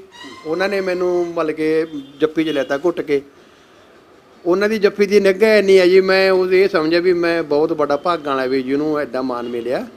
ਜਦੋਂ ਉਹਨਾਂ ਨੇ ਮੈਨੂੰ ਜੱਫੀ ਪਾਈ, ਮੈਨੂੰ ਕਹਿੰਦਾ ਜਿਵੇਂ ਕੋਈ ਸਵਰਗਾਂ ਦੇ ਝੂਟੇ ਹੁੰਦੇ ਐਦਾਂ ਮੈਨੂੰ ਆਇਆ। ਬਾਕੀ ਮੈਨੂੰ ਸਤਿਕਾਰ ਕੀਤਾ ਜੀ, ਬਹੁਤ ਮਾਣ ਕੀਤਾ। ਮੈਨੂੰ ਕਿਹਾ ਵੀ ਉਹਨਾਂ ਨੇ ਵੀ ਬਾਪੂ ਜੀ ਦੱਸੋ ਕੀ ਸੇਵਾ ਕਰੀਏ ਸਾਡੇ ਲੈ। ਸਾਡੇ ਜਿਹੜੇ ਸਾਜੀ ਸੀ ਉਹਨਾਂ ਨੇ ਕਿਹਾ ਵੀ ਮੈਨੂੰ, ਕਹਿੰਦੇ ਰਾਈ ਸਾਹਿਬ ਗੁਰਦਾਸ ਮਾਨ ਕਹਿੰਦੇ ਤੈਨੂੰ ਜਵਾਬ ਹੀ ਨਹੀਂ ਦਿੰਦਾ, ਤੂੰ ਕਹਿ ਵੀ ਵਿਆਹ ਕਰਨਾ ਮੈਂ ਗੁੱਡੀ ਦਾ ਜਾਂ ਕੋਈ ਹੋਰ ਐਦਾਂ। ਮੈਂ ਕਿਹਾ ਮਹਾਂ ਵੀ ਆ ਮੰਗਣ ਵਾਲੇ ਸਾਧ ਨਹੀਂ ਹੈਗੇ, ਇਹ ਮੰਗਦਾ ਨਹੀਂ ਹੈਗਾ। ਫਿਰ ਵੀ ਉਹਨਾਂ ਨੇ ਆਪਦੇ ਤਰਫੋਂ ਮਤਲਬ ਕਿ ਮੈਨੂੰ ਮਾਨ ਇੱਜ਼ਤ ਕਰਿਆ, ਸਤਿਕਾਰ ਕਰਿਆ। ਜਾਣੀ ਕਿ ਐਂ ਵੀ ਸਤਿਕਾਰ ਬਹੁਤ ਮਿਲਦਾ ਹੈ। ਬਾਕੀ ਅਪਮਾਨ ਵੀ ਜਦੋਂ ਬਿਨਾਂ ਪੈਸੇ ਤੋਂ, ਕਈ ਜਗ੍ਹਾ 'ਤੇ ਬਿਨਾਂ ਪੈਸੇ ਤੋਂ ਅਪਮਾਨ ਵੀ ਹੋ ਜਾਂਦਾ ਹੈ। ਹੁਣ ਜੋ ਕਿਸੇ ਦੇ ਪੈਸੇ। ਕਿੰਨੇ ਬੱਚੇ ਤੁਹਾਡੇ? ਮੇਰੇ 4 ਗੁੱਡੀਆਂ ਜੀ, 1 ਲੜਕਾ ਹੈ। ਵਿਆਹੇ ਹੋਏ ਕਿੰਨੇ ਆ ਜੀ? ਇਕੱਲੇ 1 ਗੁੱਡੀ ਰਹਿ ਗਈ ਛੋਟੀ ਜੀ। ਹਾਂ, ਬਾਕੀ ਵਿਆਹੇ ਹੋਏ ਨੇ ਗੁੱਡੀ, ਇਹ ਵਿਆਹੇ। ਅਤੇ ਕੁਛ ਕੁ ਤਾਂ ਸਾਨੂੰ ਪਤਾ ਹੀ ਹੈ, ਪਰ ਕੁਛ ਹੋ ਸਕਦਾ ਸਾਨੂੰ ਨਾ ਤੁਹਾਡੇ ਧਿਆਨ 'ਚ ਹੋਣ। ਕਿੰਨੀਆਂ ਕੈਸਟਾਂ ਤੁਹਾਡੀਆਂ ਜਿਹੜੀਆਂ ਹੁਣ ਤੱਕ ਆ ਚੁੱਕੀਆਂ ਨੇ? ਕੈਸਟਾਂ ਤਾਂ ਮੇਰੀਆਂ ਆ ਗਈਆਂ ਜੀ 35-36 ਕੈਸਟਾਂ ਦਾ। ਬਾਕੀ ਸੁਪਰ ਹਿੱਟ ਉਹਨਾਂ 'ਚ ਜਾਣੀ ਕਿ ਮੇਰੇ ਖਿਆਲ ਵੀ 15-16 ਕੈਸਟ ਦੇ ਮੇਰੇ ਸੁਪਰ ਹਿੱਟ ਹੀ ਹੋ ਗਏ, ਜਿਹਨੂੰ ਹਿੱਟ ਕਹਿੰਦੇ ਨੇ ਜੀ। ਮੰਨ ਕੇ ਜਿਵੇਂ ਨਿੰਦੋ ਦਾ ਵਿਆਹ, ਨਿੰਦੋ ਦੀ ਮੜੀ, 8-10 ਕੈਸਟਾਂ ਗਊਆਂ ਵਾਲੀਆਂ ਸਾਰੀਆਂ ਹੀ ਚੱਲ ਰਹੀਆਂ ਜੀ ਜਿੰਨੇ ਵੀ ਨੇ। ਅਤੇ ਦੁੱਖ ਮਾਪਿਆਂ ਦੀ ਰੋਟੀ ਟੇਪ 2 ਭਾਗ ਆਏ ਸੀ ਜੀ, ਬੁਢਾਪਾ ਵਿਲਸਨ ਦੁੱਖ ਮਾਪਿਆਂ ਦੀ ਰੋਟੀ ਦਾ ਬਹੁਤ ਟੇਪ ਵਿਕੇ ਜੀ ਉਹ। ਮਤਲਬ ਕਿ ਵੀ ਐਦਾਂ ਵੀ ਟੇਪਾਂ ਤਾਂ ਸਾਰੀਆਂ ਵਿਕੇ ਨੇਗੀਆਂ, ਵੀ ਅੱਧੀਆਂ ਟੇਪਾਂ ਤਾਂ ਜਮਾਂ ਹਿੱਟ ਹੋਈਆਂ ਨੇ ਜਿਹੜੀਆਂ ਨੂੰ ਮਤਲਬ ਕਿ ਆਪਾਂ ਕਹਿ ਦਈਏ ਵੀ ਸੁਪਰ ਹਿੱਟ ਹੋਈਆਂ ਨੇ, ਜਿਹਨੂੰ ਕਿ ਹਰ ਇੱਕ ਬੰਦੇ ਜਾਣਦਾ ਜੀ। ਦੁੱਖ ਮਾਪਿਆਂ ਦੀ ਰੋਟੀ ਦਾ ਵੀ ਮੇਰੇ 'ਤੇ ਲੇਬਲ ਵਧੀਆ ਲੱਗਿਆ ਹੋਇਆ ਜੀ। ਅਤੇ ਫਿਰ ਕਿ ਬਾਕੀ ਗੱਲ ਬਾਅਦ 'ਚ, ਅਤੇ ਪਹਿਲਾਂ ਇਹ ਹੋ ਜੇ ਜੀ ਦੁੱਖ ਮਾਪਿਆਂ ਦੀ ਰੋਟੀ ਦਾ, ਉਸ ਤੋਂ ਬਾਅਦ ਗਊਆਂ ਵਾਲੀਆਂ ਗੱਲਾਂ ਬਾਤਾਂ ਨੇ ਆਪਾਂ ਉਹ ਵੀ ਸੁਣਾਂਗੇ ਜੀ। ਜ਼ਿੰਦਗੀ ਦੇ ਵਿੱਚ ਰੰਗਮੰਚ ਹੁੰਦਾ, ਹੱਸਣਾ ਖੇਡਣਾ ਹੁੰਦਾ, ਕੋਈ ਹਾਸੇ ਠੱਠੇ ਦੀ ਕੋਈ ਗੀਤ ਹੁੰਦਾ, ਕਵਿਤਾ ਹੁੰਦੀ ਹੈ, ਅਤੇ ਆਪਾਂ ਉਹ ਵੀ ਸੁਣਾਂਗੇ। ਪਰ ਦੁੱਖ ਮਾਪਿਆਂ ਦੀ ਰੋਟੀ ਦਾ ਪਹਿਲਾਂ ਦੁੱਖ ਮਾਪਿਆਂ ਦੀ ਰੋਟੀ ਐ ਜੀ, ਮੈਂ ਕਹਿੰਦਾ ਮੇਰੀ ਜ਼ਿੰਦਗੀ ਇਹ ਹੋ ਗਈ ਵੀ ਮੈਂ ਤੁਹਾਨੂੰ ਦੱਸਿਆ ਵੀ ਮੈਂ ਗਰੀਬੀ ਅਤੇ ਅਮੀਰੀ ਦੇ ਨਾਲ ਜੂਝ ਰਿਹਾ। ਮੈਨੂੰ ਜਾਣੀ ਕਿ ਸਤਿਕਾਰ ਮੈਨੂੰ ਬਿਨਾਂ ਪੈਸੇ ਤੋਂ ਵੀ ਮਿਲਿਆ, ਜਾਣੀ ਕਿ ਸਟੇਜਾਂ 'ਤੇ ਵਧੀਆ ਮਿਲਿਆ। ਪਰ ਪੈਸਾ ਵੀ ਲੋੜ ਹੈ ਸਾਡੀ। ਹਾਂ, ਪੈਸਾ ਨਹੀਂ ਮਿਲਿਆ ਜਾਣੀ ਕਿ ਜੇ ਪੈਸੇ ਦੀ ਵਿਕਰੀ। ਜਦੋਂ ਮੈਂ ਕਿਤੇ ਗਾਉਣਾ, ਜਦੋਂ ਮੈਂ ਨਿੰਦੋ ਗਾਉਂਦਾ ਸੀਗਾ, ਬਹੁਤ ਤਾਂ ਜੀ ਮਤਲਬ ਕਿ ਬੀਬੀਆਂ ਦੇ ਨਾ ਮਤਲਬ ਕਿ ਮਾਵਾਂ ਦੇ ਦੌਰੇ ਪੈ ਜਾਂਦੇ ਸੀਗੇ, ਜਾਣੀ ਕਿ ਐਡਾ ਸੀਗਾ, ਬਹੁਤ ਸਤਿਕਾਰ ਕਰਦੇ ਸੀਗੇ।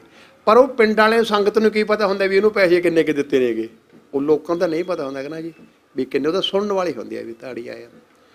ਬਾਕੀ ਮੈਨੂੰ ਇਹ ਹੋ ਗਿਆ ਜੀ, ਮੈਂ ਕਹਿੰਦਾ ਮੇਰੀ ਗਾਇਕੀ 2 ਪੱਖ ਦੀ ਹੋ ਗਈ। ਜਿਵੇਂ ਵੀ ਕਈ ਲੋਕ ਮੇਰੀ ਗਾਇਕੀ ਨੂੰ ਚੰਗਾ ਸਮਝਦੇ, ਕਈ ਲੋਕ ਇਹੋ ਜਿਹੇ ਜਿਹੜਾ ਚੰਗਾ ਨਹੀਂ ਸਮਝਦੇ। ਦੇਖੋ ਸਾਰੀ ਦੁਨੀਆ ਨੂੰ ਅਸੀਂ ਕੁਛ ਕਰ ਹੀ ਨਹੀਂ ਸਕਦੇ। ਹਾਂ, ਉਹ ਚੰਗਾ ਇੱਦਾਂ ਜੀ। ਜਿਵੇਂ ਮੈਂ ਜਦੋਂ ਦੁੱਖ ਮਾਪਿਆਂ ਦੀ ਰੋਟੀ ਕੈਸਟ ਗਾਈ ਹੈ, ਮੈਨੂੰ ਬਹੁਤ ਲੋਕ ਤਾਂ ਮਤਲਬ ਕਿ ਇਹ ਕਹਿ ਦਿੰਦੇ ਆ ਵੀ ਤੂੰ ਦੂਜੇ ਨੂੰ ਕਹਿੰਦਾ ਫਿਰ ਦਿੱਤਾ ਆਪਦੇ ਮਾਂ ਪਿਓ ਦੀ ਕਿੰਨੀ ਕੁ ਸੇਵਾ ਕਰੀਏ। ਮੈਨੂੰ ਇਹ ਵੀ ਦੇਣੀ ਪੈਂਦੀ ਹੈ। ਮੇਰਾ ਬਾਪੂ ਜੀ ਜਦੋਂ ਮੈਂ ਪਿੰਡ ਛੱਡ ਕੇ ਨਾ ਜੀ ਨਿੰਦੋ ਦੀ ਕੈਸਟ ਗਾ ਕੇ ਮੈਂ ਪਿੰਡੋਂ ਚਲੇ ਗਿਆ ਸੀ, ਬਰਿਆਲੇ ਪਿੰਡ 'ਚ ਸੀਗਾ, ਰਾਮਪੁਰਾ ਦੇ ਕੋਲੇ।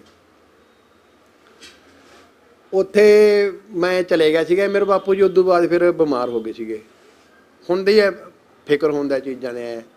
ਉਹ ਫਿਰ ਬਿਮਾਰ ਹੋਏ ਜਦੋਂ, ਫਿਰ ਉਦੋਂ ਐਡਾ ਕੋਈ ਸਾਧਨ ਹੈ ਨਹੀਂ ਸੀਗਾ ਵੀ ਕੋਈ ਫੋਨ ਫਾਨ, ਜੇ ਕਿਤੇ ਹੈਗੇ ਸੀਗੇ ਤਾਂ ਰੇਂਜ ਰੂੰਜ ਨਹੀਂ ਲੱਗਦੀ, ਜਾਣੀ ਕਿ ਮਾਹੌਲ ਇਹੋ ਜਿਹਾ ਸੀਗਾ।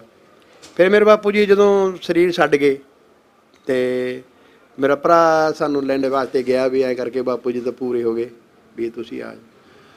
ਮੈਂ ਜਦੋਂ ਅਸੀਂ ਸਾਰਾ ਪਰਿਵਾਰ ਆ ਗਏ ਇੱਥੇ ਆ ਕੇ ਬਾਪੂ ਕੋਲੇ ਬੈਠ ਕੇ ਰੋਏ। ਪਿੰਡ ਦੀਆਂ ਫਿਰ ਬੀਬੀਆਂ ਮਾਈਆਂ ਬੁੜੀਆਂ ਬੈਠੀਆਂ ਸੀਗੀਆਂ ਸਾਰੀਆਂ ਉੱਥੇ, ਪਿੰਡ ਦੇ ਲੋਕ ਸੀਗੇ। ਫਿਰ ਉਹ ਮੈਨੂੰ ਕਹਿੰਦੇ ਵੀ ਭੋਲਿਆ ਤੇਰਾ ਪਿਓ ਦਾ ਭੋਲਾ ਭੋਲਾ ਕਹਿੰਦੇ ਹੀ ਮਰ ਗਿਆ, ਤੈਨੂੰ ਬਹੁਤ ਯਾਦ ਕਰਿਆ। ਵੀ ਸਾਰੇ ਸੀਗੇ ਬਾਕੀ ਦਾ ਇੱਥੇ, ਮੇਰੇ ਸਾਰੇ ਭਰਾ ਭੈਣਾਂ ਸਾਰੇ ਸੀਗੇ, ਮੈਂ ਇਕੱਲਾ ਨਹੀਂ ਸੀਗਾ। ਬਸ ਉਹ ਐਂ ਕਹੀ ਜਾਂਦਾ ਸੀਗਾ ਵੀ ਭੋਲਾ ਨਹੀਂ ਆਇਆ, ਭੋਲਾ ਨਹੀਂ ਆਇਆ। ਉਹ ਫਿਰ ਮੈਂ ਜਿਹੜੀਆਂ ਗੱਲਾਂ ਮੈਨੂੰ ਸਾਰੀਆਂ ਦੱਸੀਆਂ ਕਰੀਆਂ, ਉਦੋਂ ਬਾਅਦ ਫਿਰ ਮੈਂ ਉਦੋਂ ਬਾਅਦ ਇਹ ਟੇ ਵੀ ਲਿਖਿਆ ਦੁੱਖ ਬਾਪੂ ਦੀ ਰੋਟੀ ਦਾ।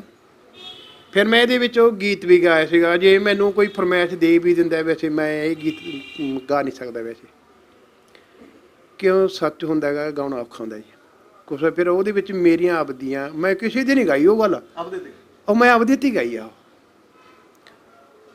ਅਤੇ ਮੈਂ ਫਿਰ ਉਹਦੇ ਵਿੱਚ ਮੈਂ ਜਦੋਂ ਗੀਤ ਗਾਇਆ ਸੀਗਾ ਵੀ ਪੁੱਤ ਖਿੰਡ ਗਏ ਖੱਖੜੀਆਂ ਵਾਂਗੂ ਬਾਪੂ ਨੂੰ ਫਿਕਰ ਖਾ ਗਿਆ, ਇੱਕ ਛੱਡ ਕੇ ਬਰੇਟਾ ਪਿੰਡ ਆਪਣਾ ਬਦਿਆਲੇ ਪਿੰਡ ਵਿੱਚ ਆ ਗਿਆ।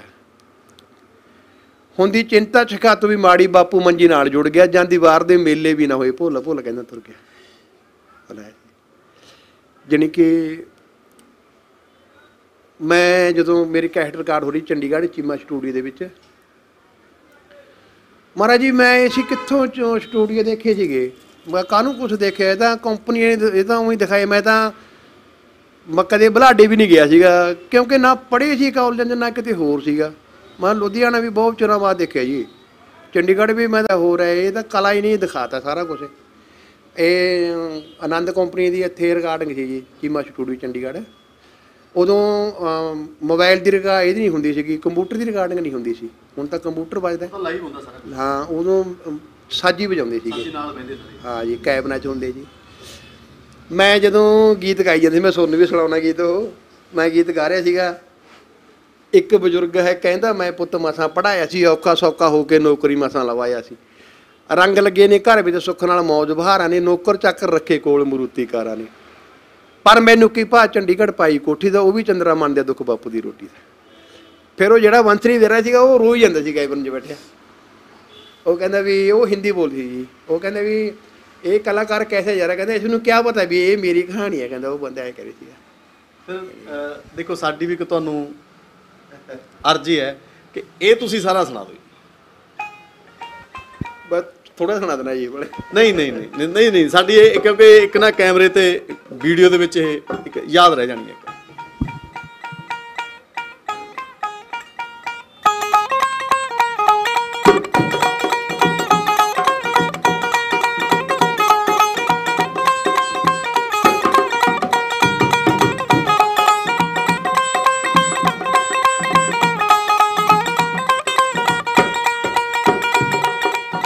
ਖੁੰਡਾਂ ਉੱਤੇ ਬਹਿਣਾ ਸਾਡੀ ਰੀਤ ਪੁਰਾਣੀ ਏ, ਖੁੰਡ ਚਰਚਾ ਨਹੀਂ ਕਹਿ ਸਕਦੇ ਇਹ ਦਰਦ ਕਹਾਣੀ ਏ, ਖੁੰਡ ਚਰਚਾ ਨਹੀਂ ਕਹਿ ਸਕਦੇ ਇਹ ਦਰਦ ਕਹਾਣੀ ਏ। ਇਕੱਠੇ ਹੋ ਕੇ ਬਿਰਧ ਵਿਚਾਰੇ ਛੱਤ ਵਿੱਚ ਬਹਿ ਗਏ ਨੇ, ਕਿੱਡਾ ਬੁਰਾ ਜਵਾਨਾ ਉਹ ਗੱਲਾਂ ਵਿੱਚ ਪੈ ਗਏ ਨੇ, ਹੋ ਕਿੱਡਾ ਬੁਰਾ ਜਵਾਨਾ ਉਹ ਗੱਲਾਂ ਵਿੱਚ ਪੈ ਗਏ ਨੇ। ਰੋਣਾ ਰੋਂਦੇ ਆਪੋ ਆਪਣੀ ਕਿਸਮਤ ਖੋਟੀ ਦਾ, ਹਾਏ ਓਏ ਕਿਸਮਤ ਖੋਟੀ ਦਾ।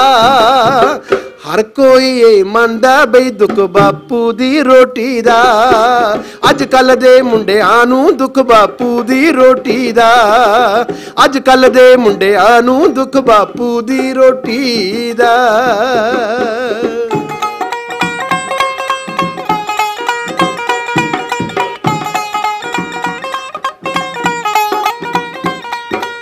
ਇੱਕ ਬਜ਼ੁਰਗ ਹੈ ਕਹਿੰਦਾ ਮੈਂ ਪੁੱਤ ਮਸਾਂ ਪੜਾਇਆ ਸੀ, ਔਖਾ ਸੌਖਾ ਹੋ ਕੇ ਨੌਕਰੀ ਮਸਾਂ ਲਵਾਇਆ ਸੀ, ਔਖਾ ਸੌਖਾ ਹੋ ਕੇ ਨੌਕਰੀ ਮਸਾਂ ਲਵਾਇਆ ਸੀ। ਰੰਗ ਲੱਗੇ ਨੇ ਘਰ ਵਿੱਚ ਸੁੱਖ ਨਾਲ ਮੌਜ ਬਹਾਰਾਂ ਨੇ, ਹੋ ਨੌਕਰ ਚਾਕਰ ਰੱਖੇ ਕੋਲ ਮਰੂਤੀ ਕਾਰਾਂ ਨੇ। ਪਰ ਮੈਨੂੰ ਕੀ ਭਾ ਚੰਡੀਗੜ੍ਹ ਪਾਈ ਕੋਠੀ ਦਾ, ਹਾਏ ਓਏ ਭਾਈ ਕੋਠੀ ਦਾ। ਉਹ ਵੀ ਚੰਦਰਾ ਮੰਨਦਾ ਦੁੱਖ ਬਾਪੂ ਦੀ ਰੋਟੀ ਦਾ, ਉਹ ਵੀ ਚੰਦਰਾ ਮੰਨਦਾ ਦੁੱਖ ਬਾਪੂ ਦੀ ਰੋਟੀ ਦਾ।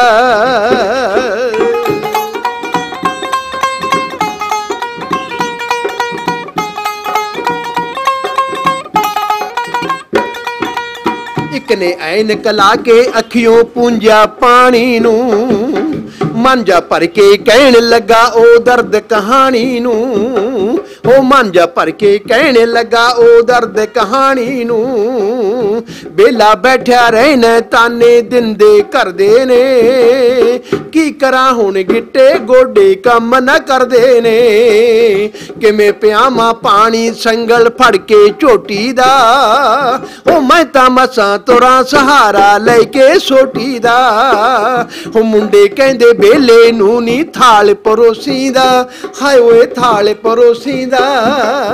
ਸਾਰਾ ਟੱਬਰ ਮੰਨਦਾ ਦੁੱਖ ਬਾਪੂ ਦੀ ਰੋਟੀ ਦਾ, ਸਾਰਾ ਟੱਬਰ ਮੰਨਦਾ ਦੁੱਖ ਬਾਪੂ ਦੀ ਰੋਟੀ ਦਾ।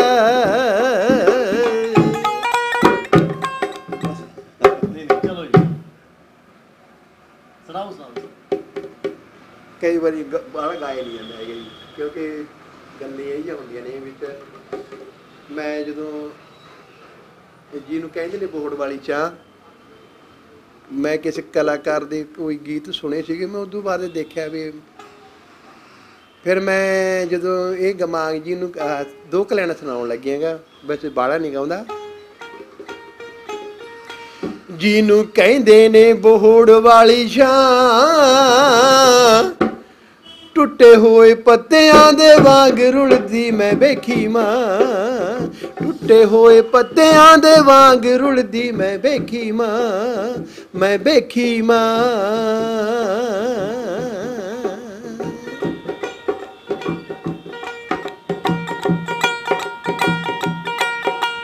ਚਿੜੀ ਵਾਂਗੂ ਚੋਗੇ ਦੇ ਕੇ ਪੁੱਤਰਾਂ ਨੂੰ ਪਾਲਿਆ, ਮਮਤਾ ਦਾ ਮੁੱਲ ਪਾਇਆ ਕੀ ਬਰੇਟਿਆਂ ਵਾਲਿਆ। ਕੌਣ ਪੂਜੇ ਮਾਂ ਨੂੰ ਰੱਬ ਦੀ ਤਰ੍ਹਾਂ, ਟੁੱਟੇ ਹੋਏ ਪੱਤਿਆਂ ਦੇ ਵਾਂਗ ਰੁਲਦੀ ਮੈਂ ਵੇਖੀ ਮਾਂ, ਮੈਂ ਵੇਖੀ ਮਾਂ, ਮੈਂ ਵੇਖੀ ਮਾਂ। ਮੈਨੂੰ ਵੀ ਇਹ ਚੀਜ਼ ਦਾ ਬਹੁਤ ਦੁੱਖ ਆਏਗਾ, ਮੈਂ ਆਪਦੇ ਮਾਂ ਪਿਓ ਦੀ ਸੇਵਾ ਨਹੀਂ ਕਰ ਸਕਿਆ। ਮੇਰਾ ਜਾਈ ਦਰਦ ਹੈ ਜੀ, ਮੇਰੇ ਮਾਂ ਪਿਓ ਤੋਂ ਮੈਂ ਵਿਛੜੀ ਹੋਇਆ ਸੀਗਾ ਜਨਮ ਵੀ, ਮੈਂ ਇਸ ਕਰਕੇ ਮੈਂ ਬਾਹਲਾ ਗਾ ਨਹੀਂ ਸਕਦਾ ਸਟੇਜਾਂ ਦੇ। ਮੇਰੀ ਦਰਦ ਦੀ ਗੱਲ ਹੈ ਵੀ ਮੈਂ ਬਾਹਲਾ ਨਹੀਂ ਗਾ ਸਕਦਾ, ਮੇਰਾ ਮਨ ਆਪੇ ਭਰਿਆ ਆਉਂਦਾ ਹੈਗਾ। ਮੈਂ ਆਪਣੇ ਮਾਂ ਪਿਓਾਂ ਤੋਂ ਜਾਣੀ ਕਿ ਠੀਕ ਹੈ ਵੀ ਮੈਂ ਬਾਅਦ 'ਚ ਭਰਦੇ ਗੀਤ ਜਾਂ ਕਰਦੇ, ਚਲੋ ਸਾਰੇ ਹੁੰਦੇ ਆ ਵਿੱਚ। ਮੈਨੂੰ ਦੁੱਖ ਬਹੁਤ ਹੈ ਇਹ ਚੀਜ਼ਾਂ ਦਾ ਵੀ। ਗੱਲਾਂ ਜੱਗ ਬੀਤੀ ਹੁੰਦੀ ਹੈ ਤੇ ਇੱਕ ਹੱਡ ਬੀਤੀ ਹੁੰਦੀ ਹੈ, ਜਿਹੜੀ ਤੁਸੀਂ ਹੱਡ ਬੀਤੀ ਲਿਖੀ ਹੈ ਨਾ ਤੁਸੀਂ। ਹਾਂ, ਇਹ ਕੈਸਟ ਜਦੋਂ ਰਿਕਾਰਡ ਹੋਈ ਕਿ ਨਾ ਜੀ, ਸਾਨੂੰ ਅਸੀਂ ਬੱਸ ਦੇ ਵਿੱਚ ਬੈਠੇ ਅਤੇ ਉਹਨੇ ਟੇਪ ਲਾ ਦਿਆ, ਉਹਨਾਂ ਨੇ ਡਰਾਈਵਰ ਨੇ ਇਹ ਟੇਪ ਲਾ ਰੱਖੀ। ਸਵੇਰ ਦਾ ਟਾਈਮ, ਧੁੰਦਾਂ ਪੈ ਰਹੀਆਂ ਸੀ। ਮੈਂ ਵੀ ਖੇਸ ਦੀ ਬੁੱਕਲ ਜਮਾਰੀ ਵਿੱਚ ਬੈਠੇ ਸੀਗੇ। ਮੇਰਾ ਦੋਸਤ ਦਾ ਮੁੰਡਾ ਬੰਗੜ ਉੱਥੋਂ ਬਹਾਦਰ ਸਿੰਘ ਬੰਗੜ, ਉਹਨਾਂ ਦਾ ਵੀ ਸਹਿਯੋਗ ਹੈ ਇਸ ਕੈਸਟ ਦੇ ਵਿੱਚ। ਉਹ ਮਤਲਬ ਕਿ ਮੇਰੇ ਬਹੁਤ ਨੇੜੇ ਆ, ਉਹ ਵਧੀਆ ਗੀਤਕਾਰ ਹੈ, ਬਹੁਤ ਸ਼ੌਂਕ ਰੱਖਦਾ। ਉਹਨੇ ਵੀ ਇਸ ਗੀਤ ਦੇ ਵਿੱਚ ਕੈਸਟ ਦੇ ਵਿੱਚ ਵਧੀਆ ਸਹਿਯੋਗ ਦਿੱਤਾ। ਬਹਾਦਰ ਸਿੰਘ ਹੈ ਜੀ ਅਤੇ ਬੰਗੜਾ ਮੇਰਾ ਬਹੁਤ ਨੇੜੇ ਹੈ ਮਿੱਤਰ ਵੇਲੇ, ਉਹ ਵੀ ਨਾਲ ਸੀ। ਅਤੇ ਜਦੋਂ ਉਹ ਕਨੈਕਟਰ ਟੇਪ ਲਾ ਦੇ, ਜਦੋਂ ਕਨੈਕਟਰ ਪੁੱਛਿਆ ਕਰੇ ਹੱਥ ਮਾਰ ਕੇ ਬਾਈ ਕਿੱਥੇ ਜਾਣਾ, ਉਹ ਸਾਰੇ ਜਾਣੀ ਕਿ ਉਹ ਜੁੜੇ ਹੋਏ ਜੀ ਕਹਾਣੀ ਨਾਲ। ਕੋਈ ਕਿ ਇਹ ਨਹੀਂ ਪਤਾ ਜੀ ਕਿਸੇ ਨੂੰ ਵੀ ਕਨੈਕਟਰ ਆ ਕੇ ਵੀ ਟਿਕਟ ਕੱਟ ਰਿਹਾ। ਉਹ ਜਦੋਂ ਮੈਂ ਕਮੈਂਟਰੀ ਕਰ ਰਿਹਾ ਸੀਗਾ, ਕਮੈਂਟਰੀ ਮੇਰੀ ਚੱਲ ਰਹੀ ਸੀ, ਜਦੋਂ ਮੈਂ ਬਾਅਦ 'ਚ ਕਿਹਾ ਵੀ ਪੇਸ਼ ਕਰ ਲੱਗਿਆ ਧਿਆਨ ਦੇਣਾ, ਜਦੋਂ ਤੁੰਬੀ ਵੱਜੀ, ਉਹ ਇੱਕ ਬੰਦੇ ਕੋਲੇ ਬੈਠੇ, ਉਹ ਕਹਿੰਦਾ ਯਾਰ ਮੈਂ ਤਾਂ ਐਂ ਸੋਚੇ ਵੀ ਯਾਰ ਕਿਹੜਾ ਸੰਤ ਹੈ ਇਹ ਮਹਾਂਪੁਰਸ਼ ਵੀ ਕੋਈ ਜਿਹੜਾ ਇੰਨੀ ਪਿਆਰੀ ਕਥਾ ਕਰ ਰਿਹਾ। ਕਹਿੰਦਾ ਵੀ ਇਹ ਤਾਂ ਯਾਰ ਕਲਾਕਾਰ ਹੈ। ਜਾਣੀ ਕਿ ਉਹ ਕਹਿੰਦਾ ਵੀ ਮੈਨੂੰ ਬਾਅਦ 'ਚ ਪਤਾ ਲੱਗਿਆ ਵੀ ਜਦੋਂ ਮੈਂ ਤੁੰਬੀ ਵਜਾਈ, ਕਹਿੰਦਾ ਵੀ ਇਹ ਤਾਂ ਕੋਈ ਕਲਾਕਾਰ ਗਾ ਰਿਹਾ। ਪਹਿਲਾਂ ਉਹਨਾਂ ਨੂੰ ਐਂ ਸੀਗਾ ਵੀ ਕੋਈ ਸੰਤ ਹੈ ਤਾਂ ਜਿਹੜੀ ਕਥਾ ਕਰ ਰਿਹਾ। ਜਾਣੀ ਇੱਥੋਂ ਹੋ ਗਿਆ ਜੀ। ਫਿਰ ਇਹ ਟੇਪਾਂ ਸੁਣ ਕੇ ਤਾਂ ਕਹਿੰਦਾ ਜੀ ਫਿਰ ਦੁੱਖ ਮਾਪਿਆਂ ਦੀ ਰੋਟੀ ਦਾ ਜਾਣੀ ਕਿ ਬਹੁਤ ਵਿਦਵਾਨਾਂ ਨੇ ਫਿਰ ਮਾਂ ਪਿਓ ਦੇ ਜਾਣੀ ਕਿ ਕਥਾ ਕਰੀਆਂ ਬਹੁਤ। ਹਰ ਇੱਕ ਹੁਣ ਹਰੇਕ ਜਗ੍ਹਾ ਦੇ ਉੱਤੇ ਮਾਂ ਪਿਓ ਦੀ ਹੋ ਰਹੀ ਹੈ। ਹਾਂ ਜੀ, ਜਾਣੀ ਕਿ ਸਭ ਤੋਂ ਵੱਡੀ ਦੇਣ ਵੈਸੇ ਮਾਲਕ ਦੀ ਕਿਰਪਾ ਨਾਲ 2000 'ਚ ਤਕਰੀਬਨ ਰਿਕਾਰਡ ਹੋਈ ਸੀ ਜੀ। ਵੀ ਇਹ ਪਹਿਲੀ ਕਹਾਣੀ ਸੀ ਜੋ ਮਾਂ ਪਿਓ ਦੀ ਲੈ ਕੇ ਆਈ ਸੀ। ਤੇ ਇਹ ਸਾਰੇ ਤੁਸੀਂ ਆਪ ਹੀ ਲਿਖਦੇ ਸੀਗਾ, ਤੁਹਾਡੇ ਨਾਲ ਕੋਈ ਗੀਤਕਾਰ ਭਰਾ ਵੀ ਜੁੜੇ ਹੋਏ ਸੀ? ਇਹਦੇ ਨਾਲ ਬਹਾਦਰ ਸਿੰਘ ਬੰਗੜ ਹੈਗਾ ਸੀ ਜੀ, ਇਹ ਟੇਪ ਦੇ ਨਾਲ। ਹਾਂ, ਬਹਾਦਰ ਸਿੰਘ ਉਹ ਹੈਗਾ ਸੀਗਾ। ਬਾਕੀ ਮੈਂ ਕੁਝ ਚੀਜ਼ਾਂ ਜਿਹੜੀਆਂ ਮੈਂ ਟੇਪਾਂ ਕਹਾਣੀਆਂ ਲਿਖੀਆਂ ਨੇ ਇਹਦੇ ਨਾਲ ਮੇਰੇ ਨਾਲ ਕੋਈ ਲੋਕ ਜੁੜੇ ਨਹੀਂ ਹੈਗੇ, ਜੁੜਿਆ ਨਹੀਂ ਸੀਗਾ। ਮੈਂ ਜਦੋਂ ਗਊਆਂ ਦੀ ਕਹਾਣੀ ਲਿਖੀ ਜੀ, ਪਹਿਲੀ ਟੇਪ ਲਿਖੀ, ਮੈਂ ਆਪਣੇ ਮਿੱਤਰ ਬੇਲੀਏ ਨੂੰ ਸੁਣਾਈ, ਮੈਂ ਕਿਹਾ ਵੀ ਮੈਂ ਐਂ ਕਰਕੇ ਚੀਜ਼ ਲਿਖੀ ਹੈ। ਉਹ ਕਹਿੰਦੇ ਯਾਰ ਤੂੰ ਤਾਂ ਐਵੇਂ ਡੰਗਰਾ ਪਸ਼ੂ ਜੇ ਤੁਰਿਆ ਫਿਰਦਾ, ਕੋਈ ਚੱਜ ਦੀ ਚੀਜ਼ ਲਿਖ ਲੈ, ਕਿਉਂਕਿ ਉਹ ਬੰਦੇ ਜੁੜੇ ਹੋਏ ਨਹੀਂ ਸੀ ਇਹਨਾਂ ਚੀਜ਼ਾਂ ਨਾਲ। ਤੁਸੀਂ ਜੁੜੇ ਹੋਏ ਸੀ? ਮੈਨੂੰ ਪਤਾ ਸੀਗਾ ਵੀ ਇਹ ਚੀਜ਼ ਬਚੂਗੀ। ਸਾਨੂੰ ਕਹਿੰਦਾ ਜੀ ਸੰਤ ਮਹਾਂਪੁਰਖ ਇੱਥੇ ਜੋਗੀ ਪੀਰ ਮੇਲੇ ਦੇ ਉੱਤੇ ਟਾਈਮ ਮਿਲ ਗਿਆ, ਉੱਥੇ ਬਹੁਤ ਵਧੀਆ ਜਾਣੀ ਕਿ ਆਏ ਹੋਏ ਇੱਕ ਮਿੰਨੀ ਮਾਨਕ ਜੀ, ਪਤਾ ਨਹੀਂ ਕਿੱਥੋਂ ਦਾ ਨਾਂ ਸੀ, ਮਿੰਨੀ ਮਾਨਕ, ਬਹੁਤ ਉੱਚਾ ਗਾਉਂਦਾ ਸੀਗਾ ਜੀ, ਜਾਣੀ ਕਿ ਉਹਨੇ ਮੇਲਾ ਸਾਰਾ ਕੀਲ ਰੱਖਿਆ ਹੈ। ਅਤੇ ਉਦੋਂ ਬਾਅਦ 'ਚ ਮੇਰਾ ਟਾਈਮ, ਮੈਨੂੰ ਐਂ ਡਰ ਹੋਇਆ ਪਿਆ, ਮੈਂ ਕਿਹਾ ਵੀ ਇਹ ਤਾਂ ਇੰਨਾ ਉੱਚਾ ਗਾਉਂਦਾ ਅਤੇ ਇੰਨੀਆਂ ਵਧੀਆ ਕਲੀਆਂ ਤਾਂ ਮਾਨਕ ਗਾਈ ਜਾਂਦਾ, ਮੈਨੂੰ ਵੀ ਸਟੇਜ ਸਾਹਮਣੇ ਔਖੀ ਹੋ ਜੂਗੀ ਬਾਅਦ 'ਚ। ਮੈਂ ਜੀ ਜਦੋਂ ਮੈਨੂੰ ਬਾਅਦ 'ਚ ਟਾਈਮ ਆਇਆ, ਮੇਰਾ ਨਾਮ ਬੋਲਦਾ ਵੀ ਹੁਣ ਵੀ ਭੋਲਾ ਸਿੰਘ ਰਾਹੀ ਆ ਗਏ, ਮੈਂ ਪਬਲਿਕ ਨੂੰ ਕਿਹਾ, ਮੈਂ ਕਿਹਾ ਲੈ ਵੀ ਬਹਿ ਜਾਓ, ਵੀ ਮੈਂ ਤੁਹਾਨੂੰ ਇਹੋ ਜਿਹੀ ਚੀਜ਼ ਸੁਣਾਉਣ ਲੱਗਿਆ ਵੀ ਤੁਸੀਂ ਅੱਜ ਤੱਕ ਕਿਸੇ ਢਾਡੀ ਕਵੀਸ਼ਰ ਤੋਂ ਨਹੀਂ ਸੁਣੀ ਹੋਊਗੀ, ਜਾਣੀ ਕਿ ਮੈਂ ਕੋਈ ਨਵੀਂ ਗੱਲਬਾਤ ਸੁਣਾਉਣ ਲੱਗਿਆ। ਬਾਕੀ ਲੋਕਾਂ ਨੂੰ ਇਹ ਵਿਸ਼ਵਾਸ ਸੀਗਾ ਵੀ ਯਾਰ ਭੋਲਾ ਰਾਹੀ ਆ, ਵੀ ਕੋਈ ਗੱਲ ਵੀ ਨਵੀਂ ਸੁਣਾਊਗਾ, ਯਕੀਨ ਵੀ ਹੈਗਾ ਸੀਗਾ ਜੀ ਪਬਲਿਕ ਨੂੰ। ਮੈਂ ਕਿਹਾ ਬਾਈ ਬਹਿ ਜਾਓ ਜਿਹੜੇ ਤੁਸੀਂ ਬਾਈ ਖੜ੍ਹੇ ਹੋ, ਪਰ ਮੈਨੂੰ ਡਰ ਆਇਆ ਸੀਗਾ ਵੀ ਕਿਤੇ ਵਗ ਨਾ ਜਾਣ, ਵੀ ਇਹ ਤਾਂ ਬਹੁਤ ਵਧੀਆ ਗਾਉਂਦਾ, ਮੇਰੇ ਨਾਲੋਂ ਬਹੁਤ ਵਧੀਆ ਗਾਉਂਦਾ ਸੀਗਾ ਜੀ ਉਹ। ਫਿਰ ਮੈਂ ਜਦੋਂ ਗਊਆਂ ਦੇ ਗੀਤ ਗਾਏ ਜੀ, ਮੈਂ ਫਿਰ ਪਹਿਲਾ ਗੀਤ ਗਾਇਆ, ਉਹਦੇ ਵਿੱਚ ਮੈਂ ਗੀਤ ਛਾਂਟ ਲਏ ਜੀ। ਮੈਂ ਫਿਰ ਪਹਿਲਾ ਗੀਤ ਗਾਇਆ, ਝਾੜ ਕੇ ਟਰੱਕਾਂ ਵਿੱਚ ਗਊਆਂ ਅਤੇ ਵੱਛੀਆਂ ਨੂੰ ਬੇਰਾਂ ਵਾਂਗੂ ਦਿੰਦੇ ਨੇ ਖਲਾਰ, ਫੁੱਲ ਰੇਚ ਦੇ ਕੇ ਵੇ ਭਜਾ ਲੈਂਦੇ ਗੱਡੀ ਪਿੱਛੋਂ, ਸੁੱਟਦੇ ਵਰੇਕਾਂ ਮਾਰ ਮਾਰ, ਮਾਲਕਾ ਵੇ ਸੁੱਟਦੇ ਵਰੇਕਾਂ ਮਾਰ ਮਾਰ। ਤੇ ਰਿਦਮ 'ਚ ਹੋ ਜਾਏਗੀ। ਅੱਛਾ ਜੀ।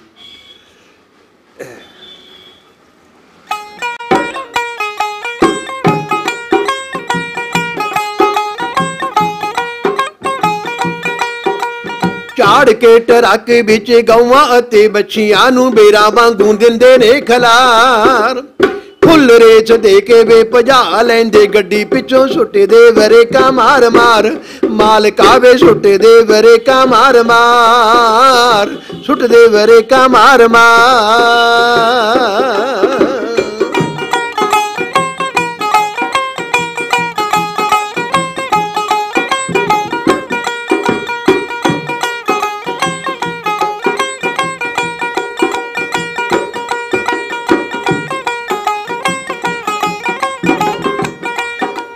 ਇੱਕ ਐਦੋਂ ਵੱਡਾ ਦੁੱਖ ਹੋਰ ਆ ਕੇ ਪੈ ਗਿਆ ਵੇ, ਉਹਨਾਂ ਨੇ ਵੀ ਮਨਾਂ ਦੀਆਂ ਲਾ ਲੀਆਂ, ਨਿੱਕੀ ਨਿੱਕੀ ਬੱਚੀਆਂ ਜੋ ਗੁੰਮ ਹੋ ਕੇ ਡਿੱਗੀਆਂ ਵੇ, ਜਿਉਂਦਿਆਂ ਹੀ ਕੁੱਤਿਆਂ ਨੇ ਖਾ ਲੀਆਂ, ਨਿੱਕੀ ਨਿੱਕੀ ਬੱਚੀਆਂ ਜੋ ਗੁੰਮ ਹੋ ਕੇ ਡਿੱਗੀਆਂ ਵੇ, ਜਿਉਂਦਿਆਂ ਹੀ ਕੁੱਤਿਆਂ ਨੇ ਖਾ ਲੀਆਂ।